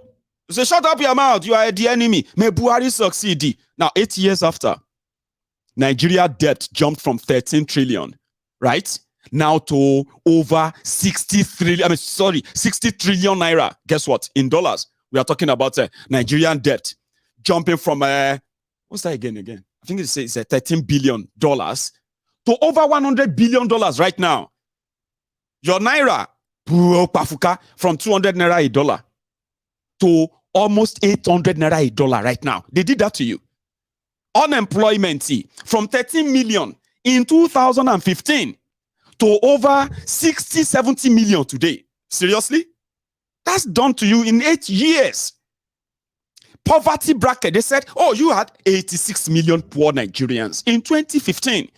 Today, you currently have over 41% of Nigerians living in multi-dimensional poverty. These are facts. These are their records. 8 years. Because of Tinubu. That's another 8 years you want to cook yourself for. Ko bonne. Show lucky. Do you get that? Ko bonne. Ken bonne. Shen lucky. So you're not doing me. At all. At all. But we have families there that we care for. These consequences of your decisions is not going to be limited to you. Therefore, it's not going to be limited to our loved ones too. We're all going to have to live in apprehension. Like, hello, Auntie me. They said that Tiwa Savage was almost kidnapped in our own house, so inside Lagos. So they almost kidnapped her inside the house. That's the story. Almost. Something that we say, oh my God, they would have kidnapped Tiwa Savage. Oh, what is going on? For God's sake. I need to get out of this place. So how many of our family members will have to leave Nigeria? So do you now see our worry now? Do you see our concern now? Even though you don't care. You publicly tell Nigerians that complains about this old dastardly act. You tell them to go. If they are not happy with Nigeria, they should go elsewhere. They should leave Nigeria. Really? Not those who actually put them in that situation. Suffering and smiling, Abi. Iwoma dira. Shogbo. Iwoma dira o. So ngba ti iku to ma pa e ba pa e. A fo ọ̀rọ̀ ẹ ṣe story. Pastor, oko ọlọ́pàá ó ń ṣọ́ pastor. Àwọn ọmọjọ sticker ló ń ṣọ́ wa. Àṣé kò rí pé orí wa ti burú. Ìwọ má dira o, ìpápá ẹ̀dá rin. Yẹ́n wà ní báàbù tó ń jẹ. Òjò gbèsè àgbẹ̀tọ̀ àbí kò gbẹ́rì tí kò gbé tí a fẹ́ jókòó tẹ̀rà. Gbẹ́rì tí bá yọ píù. Àwòyí àárín. Mo mọ̀ ní pé wà nínú báàbù pé ìgbà tó fẹ́ mú Jésù kọjá ní àárín òun ògèrí Jésù. Kí ni Jésù lò? Àfẹ́ rí ló lò. Ìwọ má dira. Bàjẹ́ nìyẹn. You saw those numbers I'm mentioning, right? These are real living beings, oh. These are human beings, oh. 70 million, 60 million, 140 million, poor. These are real human beings, oh. These are your friends, oh. These are your family members too, oh. These are your extended colleagues, oh, from work and everywhere, oh. They are your friends, oh. Iwoma dira. Shogbo, mabu mayegun. Oju abo Mayegun, oju temi ke. If to say, I be somebody we kind of fancy fashion that much, I go just to go to do facial. You know that skin that all of you will start asking me, Mayegun, what is your what? Sorry, there's this what they usually ask. Mayegun, what is your something routine? Skincare. Mayegun, what is all the ladies will be like, oh, I just love his skin. I could touch that. If I wanted to be that way, if that's something that will make you feel like I no get trouble, no problem. In Bengadebo is a voice. Emi kedeti mo for emi de ne problem. For enjoyment rora ye mi deku. Ki mo ilo aye mi ki mo fi sin awon oniyan ki mo fi ran won oniyan lowo. Enjoyment ra ye mi deku. Mo le kere noju. Me ne problem kankan mo. But if I can't say same of my own friends, when they feel like they have been so unfortunate, like what did they do wrong? Right? They just want to leave and then exist enough to at least lead a standard life.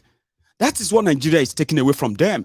And every day they are getting older and older. And I look at them and I'm like, when exactly are these guys going to experience a life? When exactly are you going to actually know that life is not all about looting, stealing, and owning the whole world, but living for God's sake, something Nigeria won't give to you. It won't give it to you until you take it. And there are many ways you can. But before you do that, you must be willing and ready to detach yourself from everything that you have been told. All lies you have been told about this old system. Once you distance, you see differently. And you can begin to ask and then, in fact, work towards taking what is yours. They will make that happen, by the way. It's not because we have an army that needs the weapons to chase them. The weapon is going to be their failure. And with that, you will take them down. It's just a matter of time, right? Okay, let me take calls now. I'm going to go make myself a cup of tea.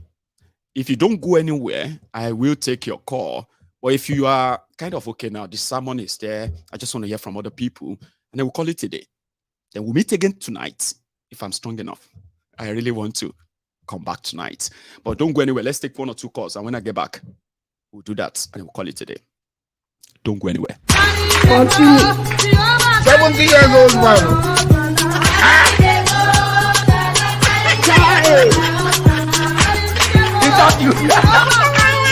Jesus is Lord.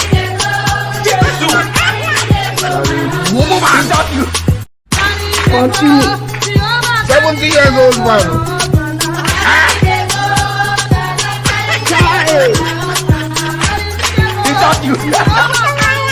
Jesus is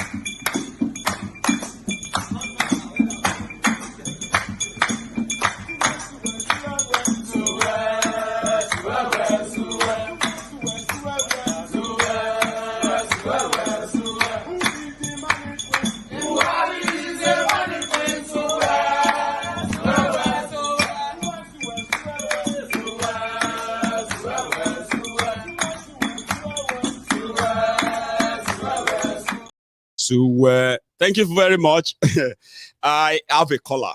So, hello there. Hello, good morning, Michael. Oh, good morning to you, Baba. Thanks, for calling in. How are you? I'm fine, and yourself? Well, I'm fine. Trying to have some fun here while I get the message also passed without any ambiguity. Sir. May Almighty Allah continue to be with you. Amen. And your family. Tuma amen. You see the job you are doing now. If you were supposed to be a pastor, that should be driving a Rolls Royce. Really? I'm telling you, that's the message the pastor in Nigeria is supposed to have been spreading around the world, giving the free message. But instead of them to be, they just decide to be a freeloader. Giving a speech, they saw what is coming. They say, go to the altar and tell the congregation what is going on. But they choose to go to the other direction. So if you were supposed to be in the same category with them now, you probably be in the same level. What is it called? Is Pastor Suleiman or whatever they call himself. But nevertheless, your generation will never know sorrow. Amen. Thank you. Thank you, sir. For your job well done. Thank you, sir. Thank you very much. You see, in the lack of Koolu or whatever they call himself, something is going to happen very soon. We don't know how it is, just like we've been saying. Yes. Because if you look at after the election, El Rufai, all of them and the rest of the Northerners just sit back and relax that nothing is going on in their own circle. So they leave Tinubu to go and fight his battle. You are right. And he's pretty much surrounded by his own circle right now in France. By his own people now, his own people. By his own people. None of them is talking about what he's done, what he has done wrong, what he has done right. So they just leave him alone, go and fight it. They know the reason why they give him that ticket. Because if they did not, as we are talking right now, all we're going to be talking about is Yoruba Nation. Because they just need someone to front it up. Okay, since they're for me ticket, so yeah, Ileya and Law. Everybody, the rest of the Yorubas will follow them. But in order for that not to happen,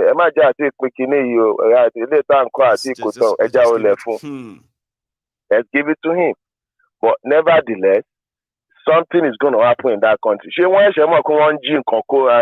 want Nigeria to Jin Koko. They are there in Ikorodu. They are there in they are almost everywhere. They are there in Ondo, they are in Ogun. And all these places that they have, Baba, all these places that they have, there are crises here and there in those communities. I can attest to. There is. So someone keep quiet. Something going on every day by day. The police, what is it called? The police commissioner know about it. The DPO in that locality know about it. When something wrong, you report it. You say, well, you need to go and talk to the person on the top. Because it doesn't make any sense when you are sleeping in the middle of the night. You are running the machine, making noise. Where is the machine coming from? Something happened in my. Something happened in my own findings. Everybody is in on it. Yes. Everybody is in on it. But in areas where they rejected them, now wahala you go to hear. Right. Serious wahala. It is. Something happened in my area in Ikorodu. That acres of land there is more than 200 acres of land. Wow. They did not build anything on it. It was just a desert. All of a sudden, 2 months ago, we just saw a bunch of fire. Someone just set that place on fire. They are doing something in that bush, in that forest. So the whole community has to come out. I was not there. They called me to let me know something is going to happen. If your house get on fire, I said, well, we don't know the reason why we invest so much in that country, and we're not getting back in return. It's sad, though. A lot of people that actually invested so much at home, they are not so kind of interested in going back there. To even like the reason why they built all their properties is to have a place called home that you can. We are not getting something back in return. Go on, sir. It's just so ridiculous. And let me share you based on what you talk about Nigerian identity. You see this. If Tinubu become a president, it will not affect him, his wife, his children, or his family. No. It will affect you and I. That's right. When I newly come to this country, I'm an IT student back in Nigeria. I went to University of South Chelsea in London. I went back to Nigeria. There's no job. I found my way down here. So when I applied to this company, I applied there as a IT specialist, right? Just to be able to get up to learn more about what I was doing with my system. Do you know these people say, well, we see you have a lot of degrees and all that, but we can't give you this position. But if you want a job, we're going to put you on the floor. I was working with a Apple. Right. For 2 years later, this same position opened up. I applied at the same time. They said, well, we can't give it to you because you've not been here for a long time. I did not even know my identity has been tapped because I was in Nigeria. So everybody assume everybody that come from Nigeria, we have something. Yes, we have something that they have to be very careful of. How do you get here? Blah blah. They ask you all sort of. How did you get here? I mean, like, how is it in Nigeria? Like, where did you study? Do credit card fraud? You know what I mean? All manner of ridiculous questions that we have to endure here. I said, why are you intruding my privacy? I mean, I'm here just to do my job diligently and all that. There's nothing else. I mean, am I doing anything wrong?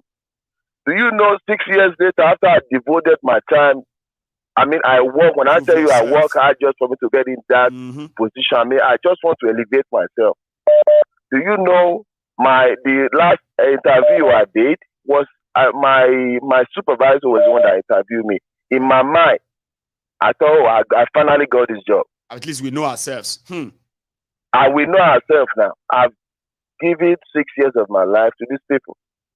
Do you know this job was given to someone I trained 6 months ago? 6 months after. So when I look at it, I say, wow, someone I trained. So which means you don't want me to access your database. So do you know the Somalia guy that was working in that same company or that drove me back, say, hey, oh boy, don't stress yourself. They're not going to give you that position. You're from Nigeria. Do you know right from that aspect, when I get what that guy said, I did not even give them quick notice. I just sent the email to my boss. I quit. Because when you don't see a future in that where you are, you want to elevate yourself one way or the other. When they want to limit you, when they limit you to the paycheck only, just take your check and go. So, no ambition. So my identity now affects my well-being in another man's land. Without your own fault, too. Without my own fault, I didn't know nothing about it. I did not know nothing of it. They don't understand why we keep we've been treated in different way when it comes. So now, when this man come into power now, if you travel from Nigeria to another country without Nigerian passport, they will hold you down, take you to scanning, different scanning. Maybe you come there with a drug or whatever they call it. They will not tell you openly. Or my disgrace, the way they're going to do it, I'm going to check it. They want to check a corner. You see, Princess make one point yesterday. It was a valid point. You see, all these America, UK, Germany, France, all these people, they are just using old glory. There's nothing going on. They are just stealing from Peter to pay Paul. Nothing anymore in this country. Nothing. So being because she retailed America in 20, 30 years ago. No. Baba. So it's not. So people are just living from hand to mouth. I'm tired. I want to go back home. But where is the home when they say Lila Bosimoko? Baba, thank you so much for sharing this with us. God will continue to be with you and your family. Amen. And you too. Family generation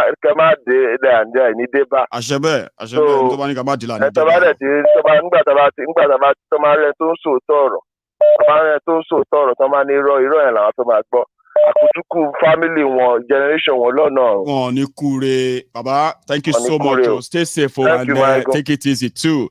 Baba, nice one. And that's why I actually love what we are doing as Yoruba Union. What we intend to do is to ensure that as Yorubas in any part of the world, right, things like this shouldn't be happening. In fact, we have Yorubas. Sorry, my caller. Sorry, hang on. So we have Yorubas who are everywhere all over the world, including Nigerians who are everywhere all over the world. But you see, building that kind of bridge that they should see that when they attain the highest position in any kind of capacity, they find themselves in all over the world, right? And they come across Yorubas who are also aspiring. It will be their responsibility to offer that help, right? For those who can take those opportunities. We don't deserve to be going through this with Nigeria. Yoruba Union will make a difference, and you will feel it and attest to it soon. Hello there. Hello, Mayigun. Yes, sir. How are you, sir? Let me make a contribution, and I'm coming from the legal angle. I'm a lawyer. Sir. I'm coming from the legal. Yes, my name is Olali Konaraju. Fantastic. Now, prior to the election, Tinubu ought to be disqualified. That's right. Yes. And I will quickly jump to section 137, 1999 Constitution as amended. With your permission, I will read. With your permission. There are two legs why it should be disqualified. Two legs. Please. Section 137, subsection 1. Section 1, Nigerian Constitution, section 1, subsection what? Sorry. No, 137, 137. 137. Okay, now. So please, you go ahead. I'll go look for it. No, let me give you section 137. Okay. Subsection 1. Subsection 1. Paragraph. Yeah, no, paragraph C and J. Paragraph C and J. But let me read. Please, sir. Section 137, subsection 1. A person shall not be qualified for election to the president. A person shall not be qualified for election to the office of president if let's go to section paragraph C. Under the law in any part of Nigeria, he is adjudged to be a lunatic or otherwise declared to be of unsound mind. Emphasis on sound mind. Tinubu is not a lunatic, right? Just need to know, he's not a lunatic, but it's of unsound mind. Okay? What is the meaning of balablu? Nobody knows. They said this is slang. I said, but that's not our language. Yes, this is a man that was on the podium and said, blah, blah, blah, blah, blah, blah, blah, blah, blah. The same man on the same podium, when he was campaigning, they said he should test the microphone, and he turned microphone into a lollipop. That's right. Was licking the microphone. So, to that extent, he's not of sound mind. Nobody that is of sound mind. What other excuse do you need? Sir, let me give you another one. The one that is also famous on this platform that we use every now and then, right? If you don't mind, why you put together the rest of the charts, right? This may be valid one to help prove your point. Just a minute. Listen. Okay. And we are competing with armed robbers and the bandits to recruit from the youths who are unemployed. 33% unemployed.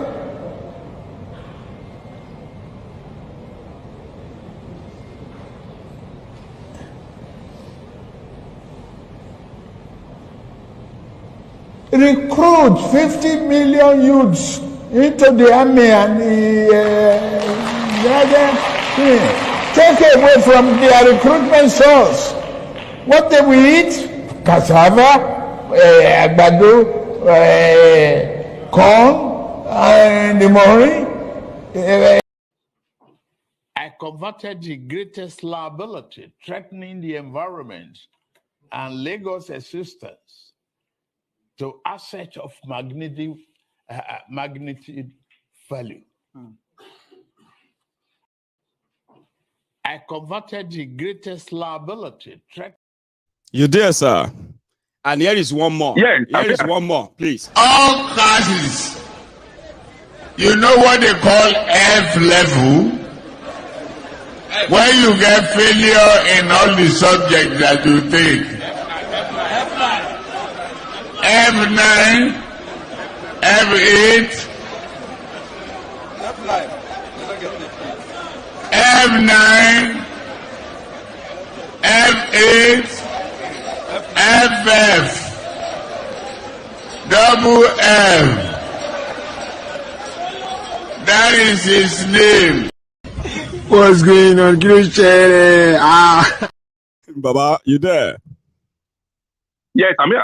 Please, I'm following your step on this sound mind you are explaining to us. And these are the evidence in case people don't understand what you are saying there. So those are the evidence. Can they tell us that that person has a sound mind? Of course not. Let's be honest. The answer is no. Is a no. The answer is no. Yes. Now, let's go to the second leg.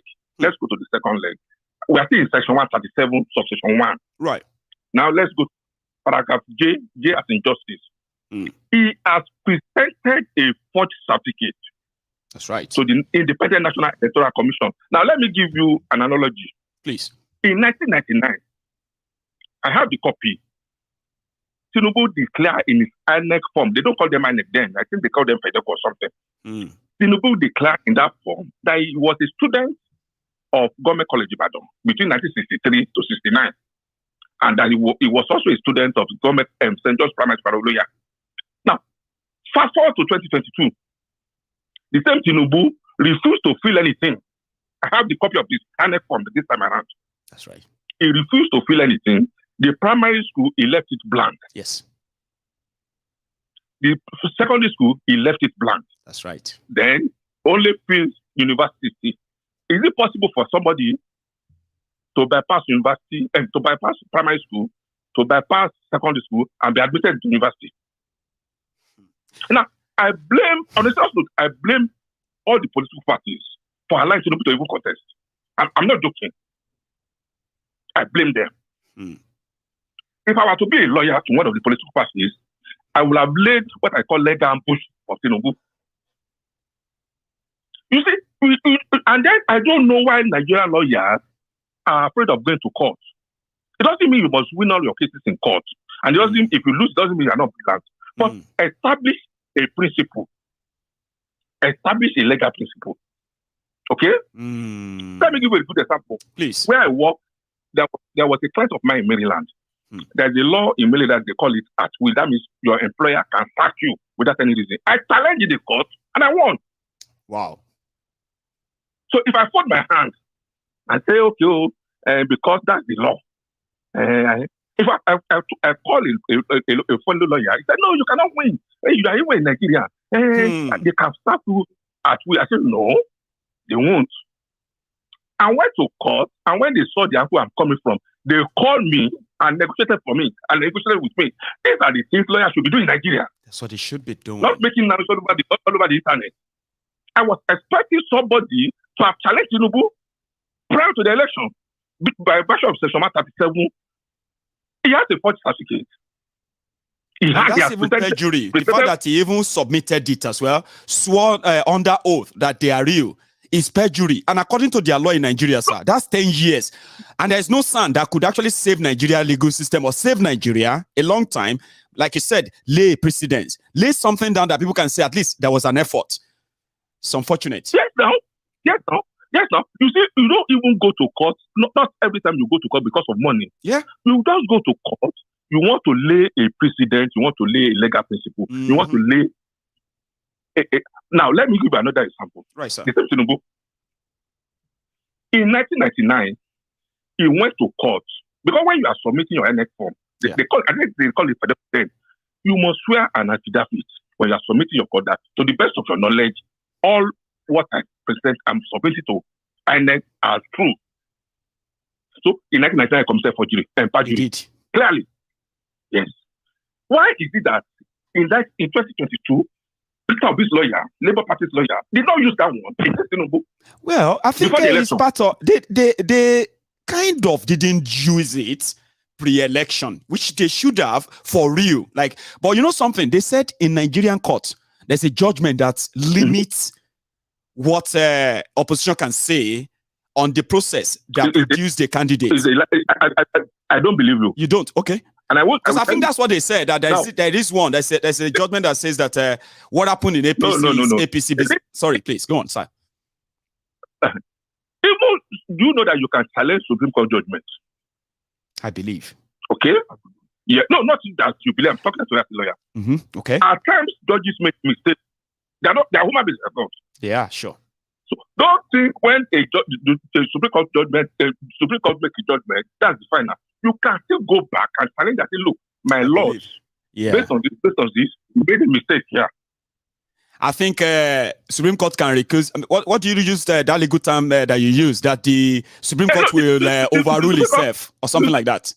Yes, Supreme Court can overrule itself. Yes, right, you're right. They can overrule it. But you see, the problem we have in Nigeria is that lawyers don't even go to court to challenge all these things. You understand? I'm with you. They don't. They don't. Now, what they are doing now to me is mercy after death. I'm telling you.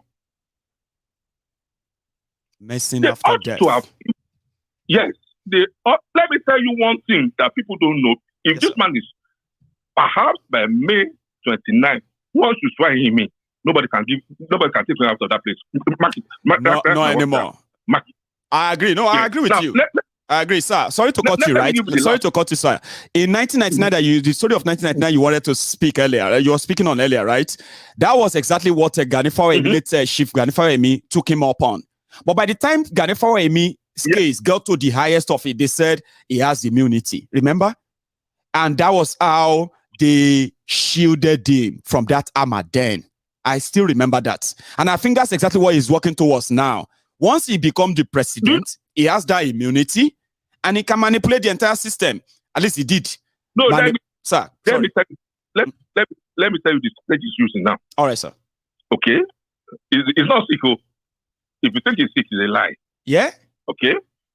Yes, it's not sick. And I will tell you why. Okay. There's something we call service, personal service.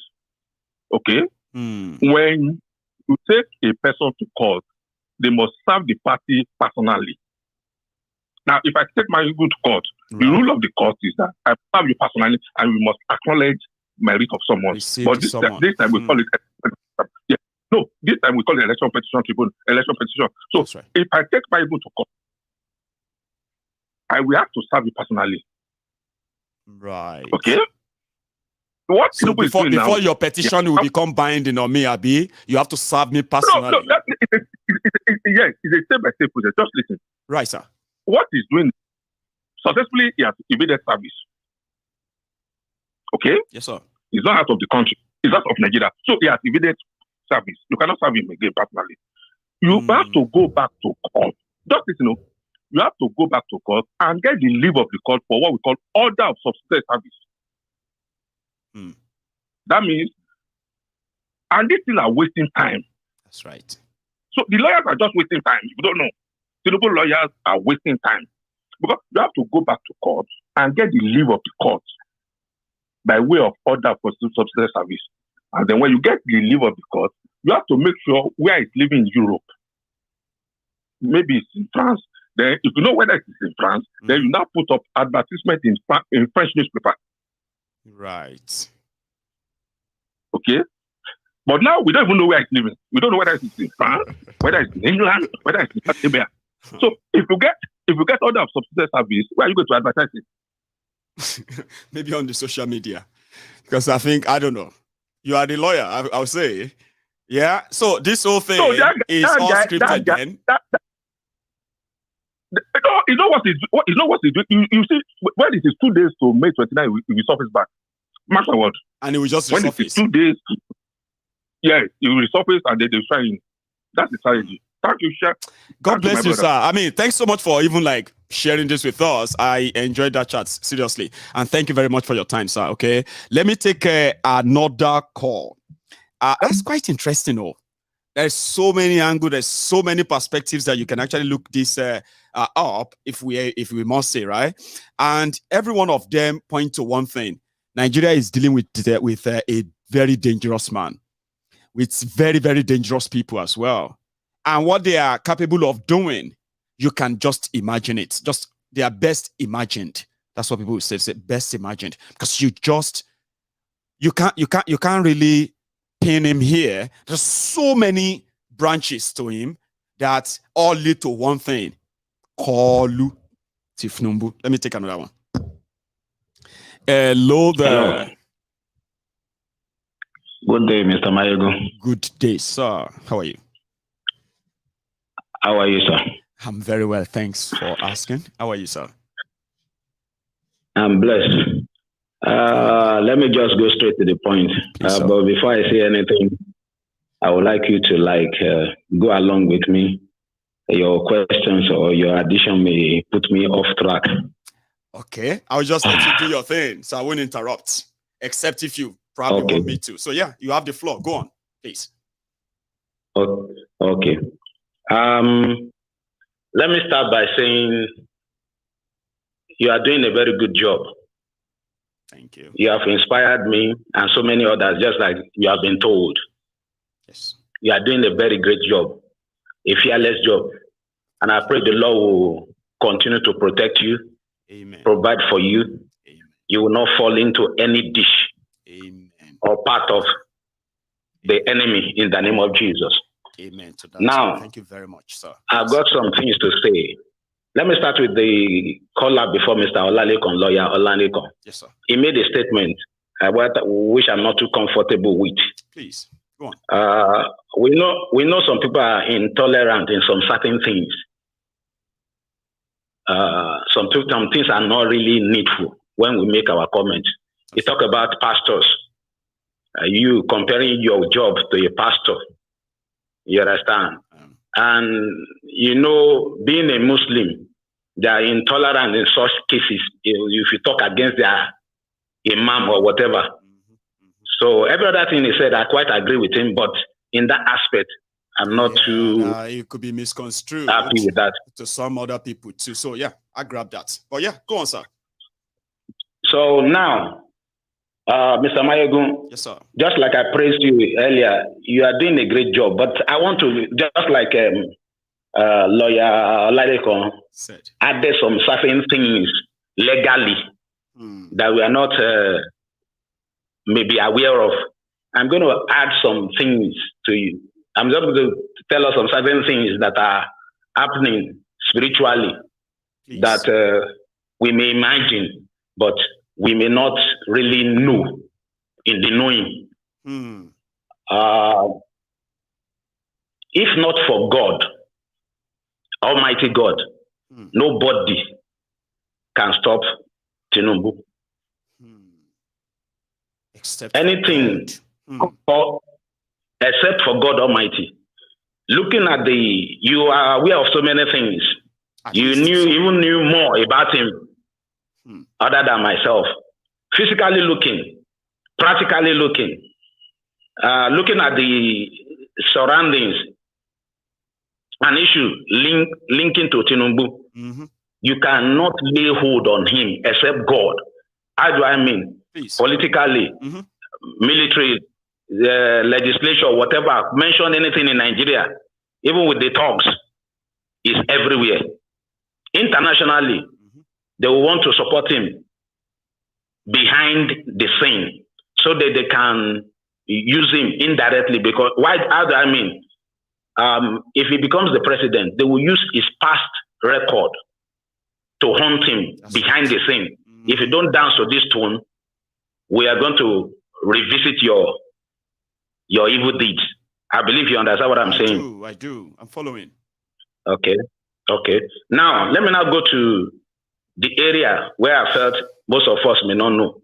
2015, before the election, in 2014, right, there was a flood in Nigeria.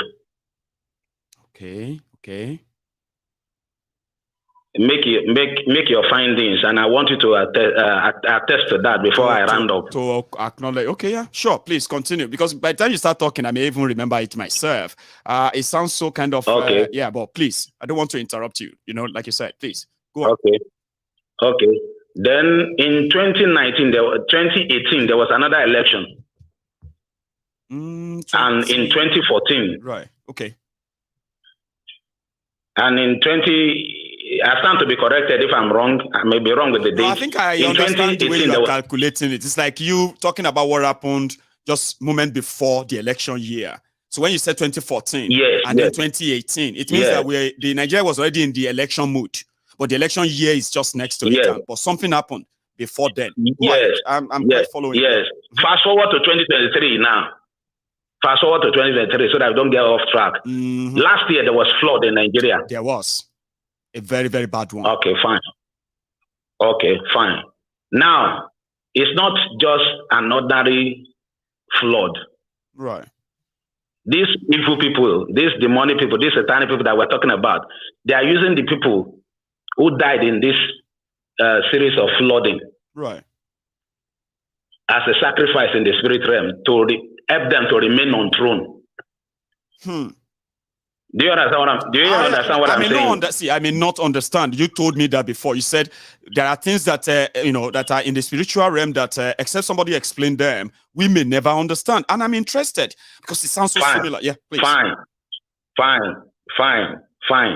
So now, I made a statement earlier that it is only God Almighty that can remove this man. And by the grace of God, God revealed all these things to a man of God, which I know one-on-one.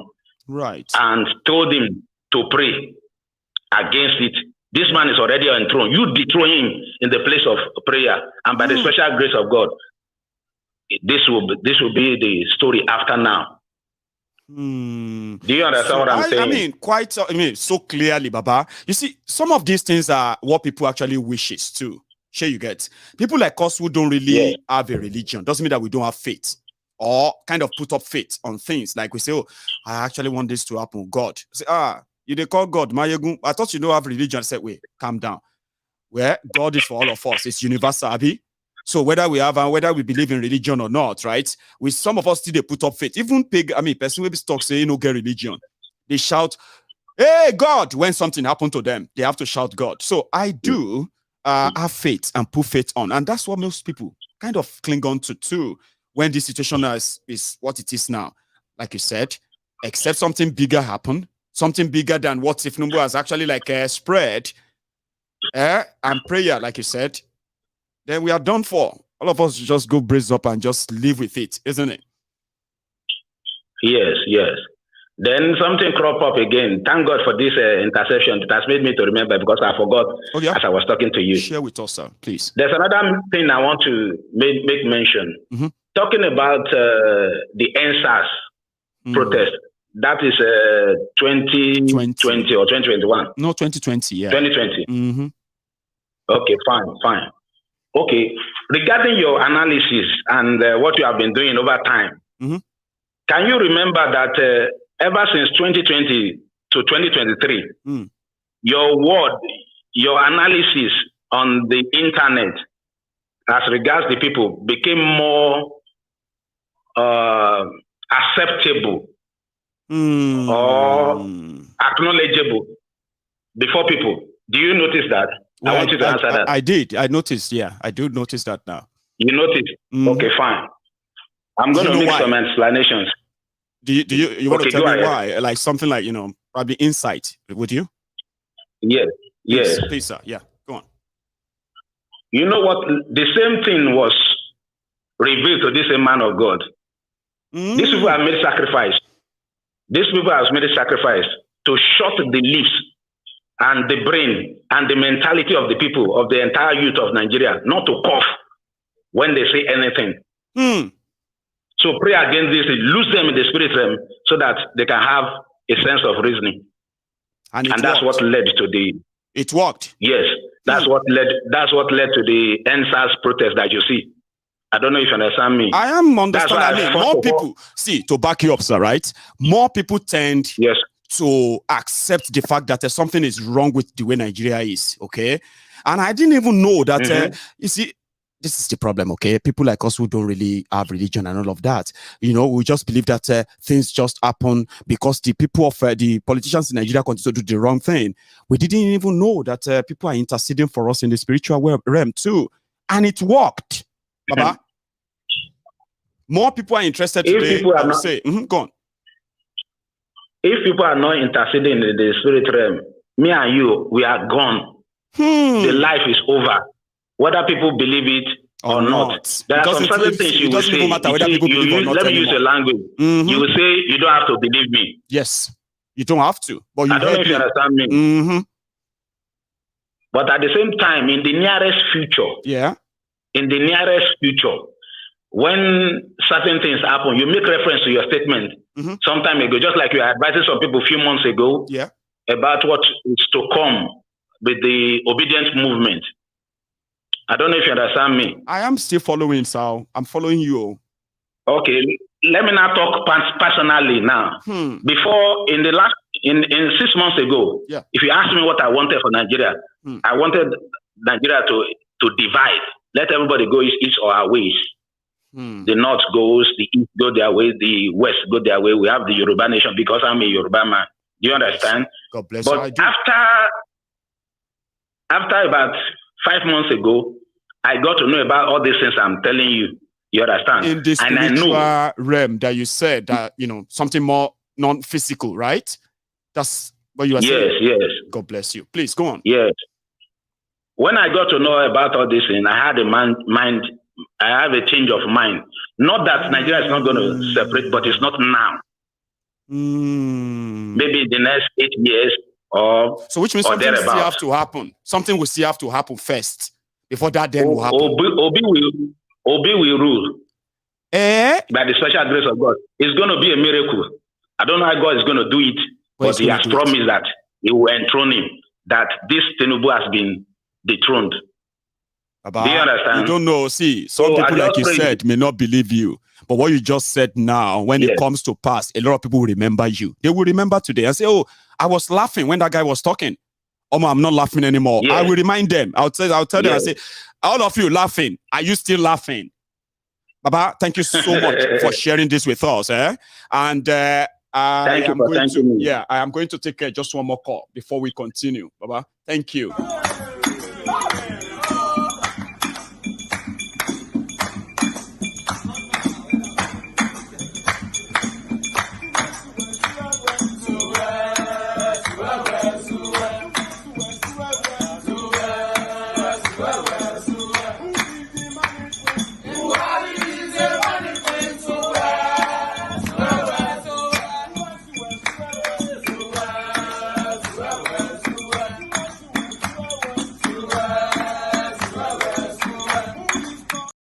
That's a very powerful one from that my last caller. And a lot of you won't understand because you don't believe him. But you will come back here and say, I was laughing that day. Hello there. Hi, good. How are you? Well, I'm very well. Thank you. How are you? Happy Sunday. Same to you. Happy Sunday. Same to you, Baba. Thank you. All right. Okay. I know we're all getting there.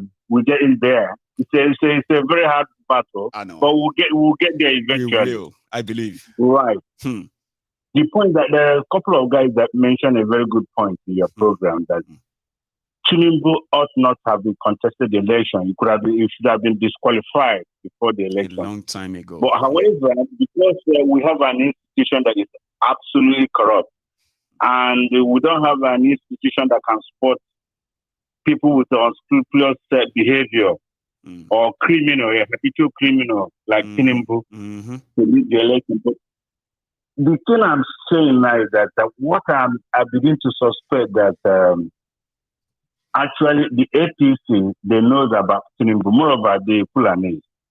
You will not tell me that the Fulanis, they're not aware of Tinubu's character and his criminal activities over a period of time. Are they not trying to use Tinubu to, after a while, they will use, because they know that Tinubu will not be there for a long time. So they're like gambling, it's pretty much like, something, when people say that, sometimes why I don't like promoting that theory, you know why? It's because when you promote that theory of, when you remember Buhari, let's remember Buhari, for example. Some people, when they saw Buhari or Shibajo thing started in 2014, right? They were flying the card of Buhari know well. Here you get. And they are doing that. They are supporting them because the power will soon return back to Yoruba land. How did that leave us as Yorubas? I'm a Yoruba man now, okay? And I remember this very well. Now, if we believe that Tinubu, go there for too long and the power will go back to the north. But wicked people know they die easily. You never observe. Somehow, they disappear, they reappear. They know they die easily. Now, innocent people go, they pile up dead body because of them. And Bokwari taught me one lesson. That's why I don't like that theory of maybe Tinubu or this or that. Our power go to the north, but I'll let you do your thing.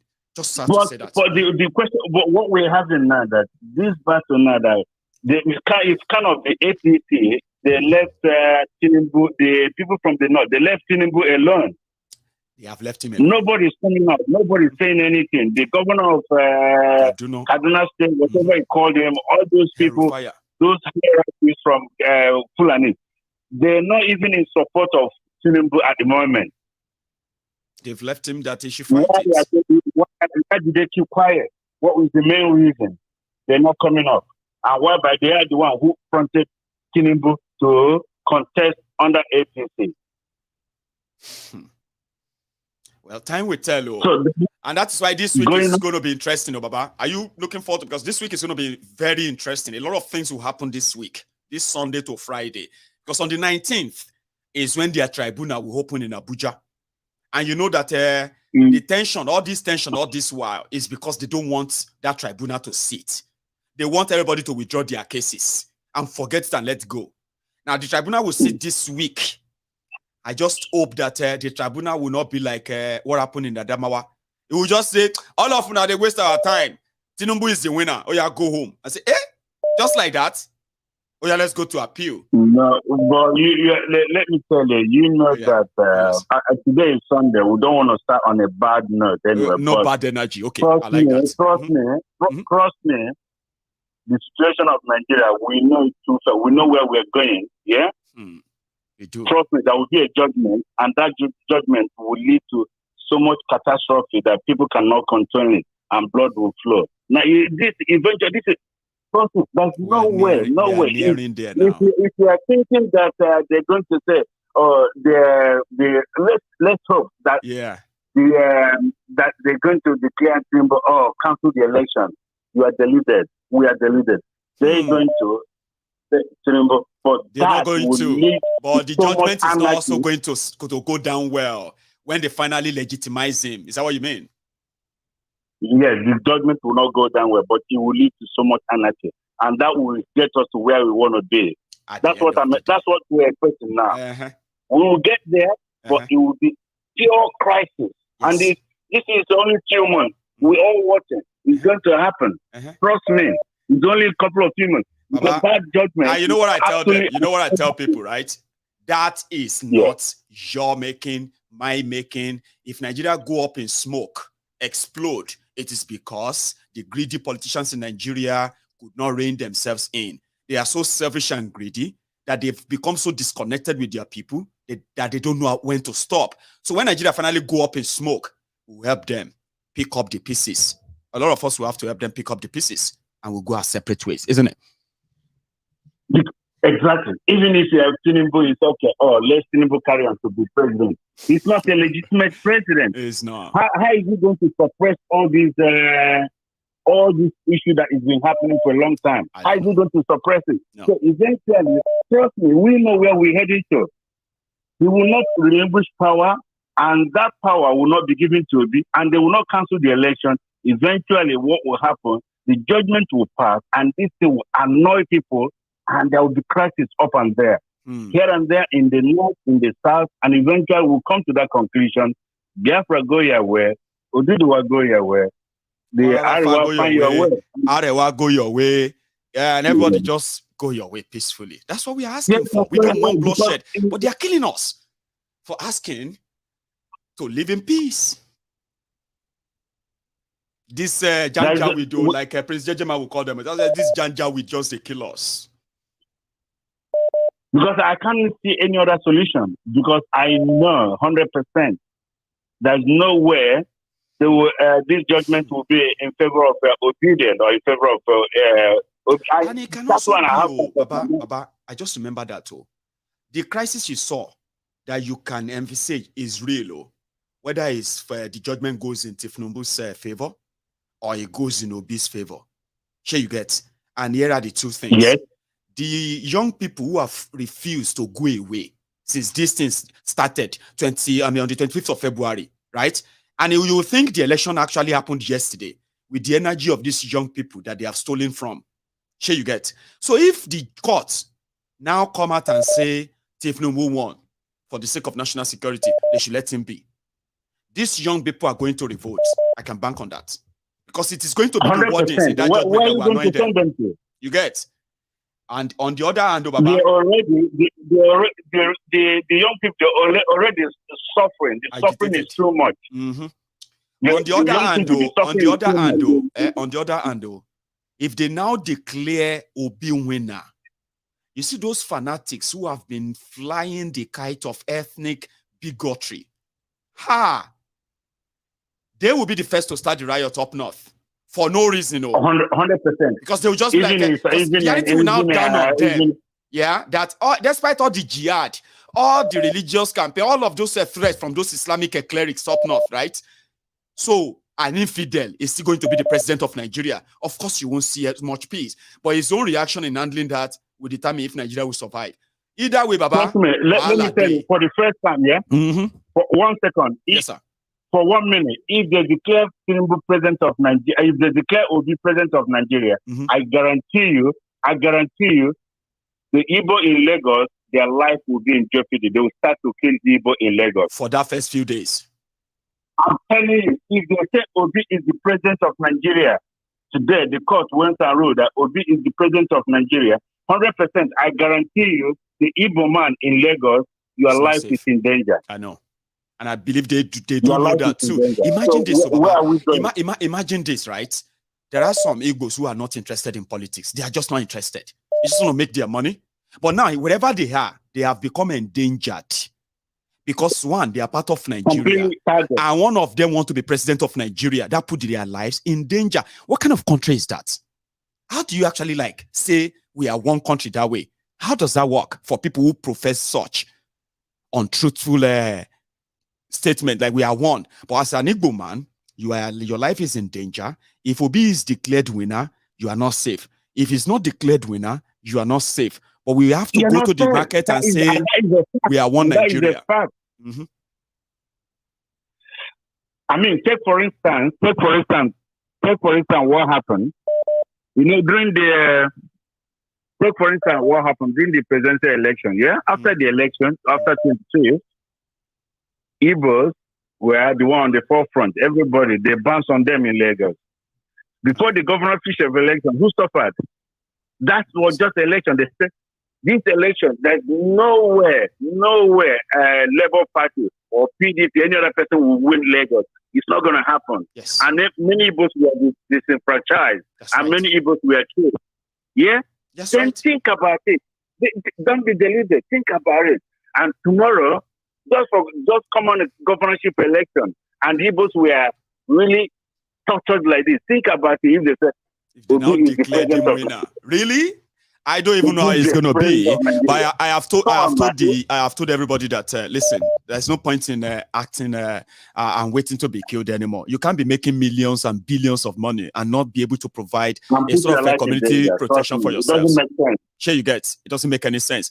Defend yourselves. Don't let them destroy you or kill you because of their hatred towards from where you come from. And I'm tired of rich people, right, screaming for help in the hands of state thugs, when you can actually deal with them your way and still very much keep yourself safe. So we hope, right, that people are going to be mentally ready in case if this goes either way. Sir, and thank you, okay, for this. I am going to take just one more call.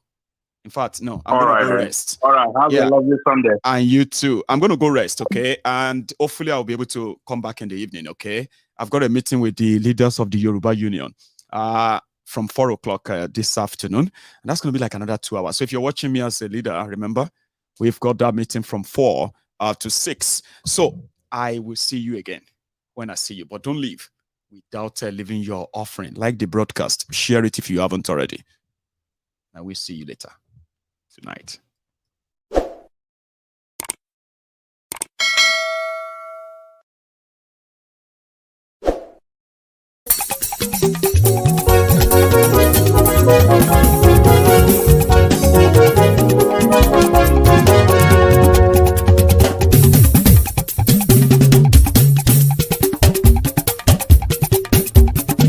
Mayegun làwa mọ̀ làmọ̀ tó dòdòdò. Mayegun dayari Mayegun nàmbà wá. Mayegun làwa mọ̀ làmọ̀ tó dòdòdò. Mayegun dayari Mayegun nàmbà wá. Mayegun ti dé o.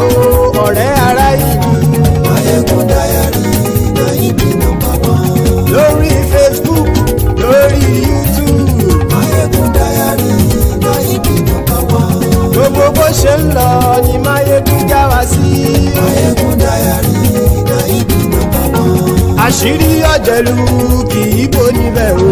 Máyégún Diary Náíbì number one. Bó bá ṣe eré àní Máyégún máa wí. Máyégún Diary Náíbì number one. Ó sì tún ṣe eré wàá gbọ́ níbẹ̀ o. Máyégún Diary Náíbì number one. Máyégún Diary Diary Politico.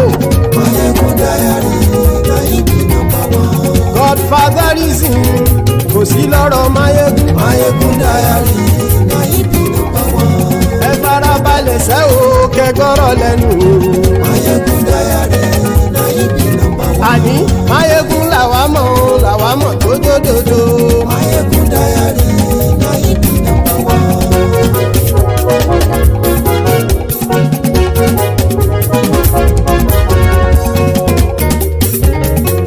Àní ẹ̀sùn rákì. Máyégún ti dé. Máyégún ti dé. Ọ̀jẹ̀lú ẹ̀sùn rákì. Máyégún ti dé. Àní ẹ̀sùn rákì. Máyégún ti dé. Lórí Facebook. Máyégún ti dé. Àní ẹ̀sùn rákì. Máyégún ti dé. Lórí YouTube. Máyégún ti dé. Àní ẹ̀sùn rákì. Máyégún ti dé. Bọ́ bàbá gbé wúrẹ́. Máyégún máa wí. Àní ẹ̀sùn rákì. Máyégún ti dé. Ijó ìgbádìyẹ. Máyégún máa wí. Àní ẹ̀sùn rákì. Máyégún ti dé. Bí pẹ̀sìdó bá rúfin o. Máyégún máa wí. Àní ẹ̀sùn rákì. Máyégún ti dé. Bí gómìnà kówó jẹ. Máyégún máa wí. Àní ẹ̀sùn rákì. Máyégún ti dé. Ọlọ́pàá ti ń darí bá. Máyégún máa wí. Àní ẹ̀sùn rákì. Máyégún ti dé. Aṣòfin tí ń rúfin o. Máyégún máa wí. Àní ẹ̀sùn rákì. Máyégún ti dé. Òpùrọ́ olóṣèlú. Máyégún máa wí. Àní ẹ̀sùn rákì. Máyégún ti dé. Ọ̀jẹ̀lú ẹ̀sùn rákì. Máyégún ti dé. Àní ẹ̀sùn rákì. Máyégún ti dé.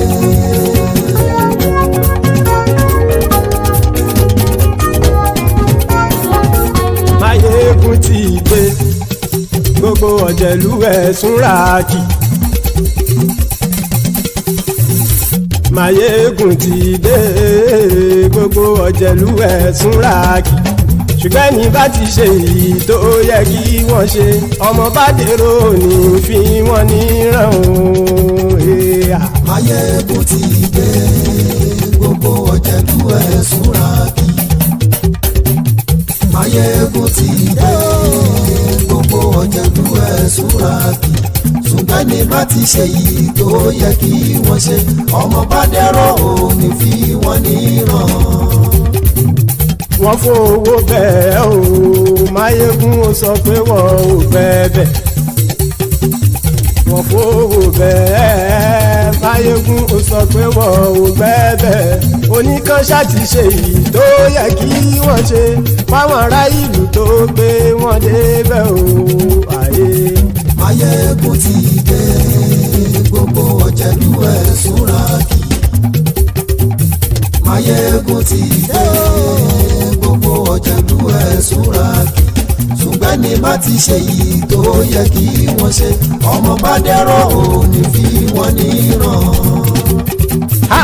Kì máa yí ṣe eré. Ọ̀rọ̀ yìí kì í ṣe ẹ̀fẹ̀. Kì máa yí ṣe eré.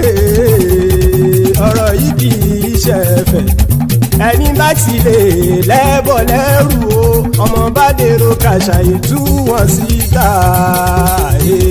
Máyégún ti dé. Gbogbo ọ̀jẹ̀lú ẹ̀sùn rákì. Máyégún ti dé. Gbogbo ọ̀jẹ̀lú ẹ̀sùn rákì. Ṣùgbọ́n ní bá ti ṣe yìí tó yẹ kí wọ́n ṣe, ọmọ bá dẹ́rọ̀ ò ní fi wọ́n níran. Tẹnitẹni ọmọ Máyégún ọ̀rẹ́ ara ìlú mọ̀mọ́ ni. Mo fọlọ́hún ṣọ́ ẹ̀ báàkì lẹ́bù. Lóòótọ́ olódodo ìlú ọ̀tá ìlú mọ̀mọ́ ni. Ìwọ ṣá máa ń ṣọ́ra kò sì mọ́ bẹ̀rù. Bọ́tà ń lè rí bóníṣègùn lé káwọn mọ̀mọ́ fi ṣera wọn ni. Ó ti dẹ̀rùn tí wọn ò gbọ́dọ̀ sè mọ́bẹ̀. Èèpo ọ̀bọ̀ lọmọ bá dérò tàjẹ́ ò gbọ́dọ̀ jẹ́. Ó ti jọba lórí àbínú ẹni kò sì mọ́ fòyà. Àìsíwọ́lu ní ẹnìkẹ́ ìgbódì ẹyin lábàrá o. Ó kó ẹni tó bá dán wò á kàmù. Máyégún ti dé gbogbo ọ̀jẹ̀lú ẹ̀ túnra kì. Máyégún ti dé gbogbo ọ̀jẹ̀lú ẹ̀ túnra kì o. Ẹni bá ti ṣe yìí tó yẹ kí wọ́n ṣe ọmọ bá dèrò òní fi wọ́n níran o. Máyégún ti dé gbogbo ọ̀jẹ̀lú ẹ̀ túnra kì. Máyégún ti dé gbogbo ọ̀jẹ̀lú ẹ̀ túnra kì. Ṣùgbọ́n ní bá ti ṣe yìí tó yẹ kí wọ́n ṣe ọmọ bá dẹ̀rọ̀ òní fi wọ́n níran.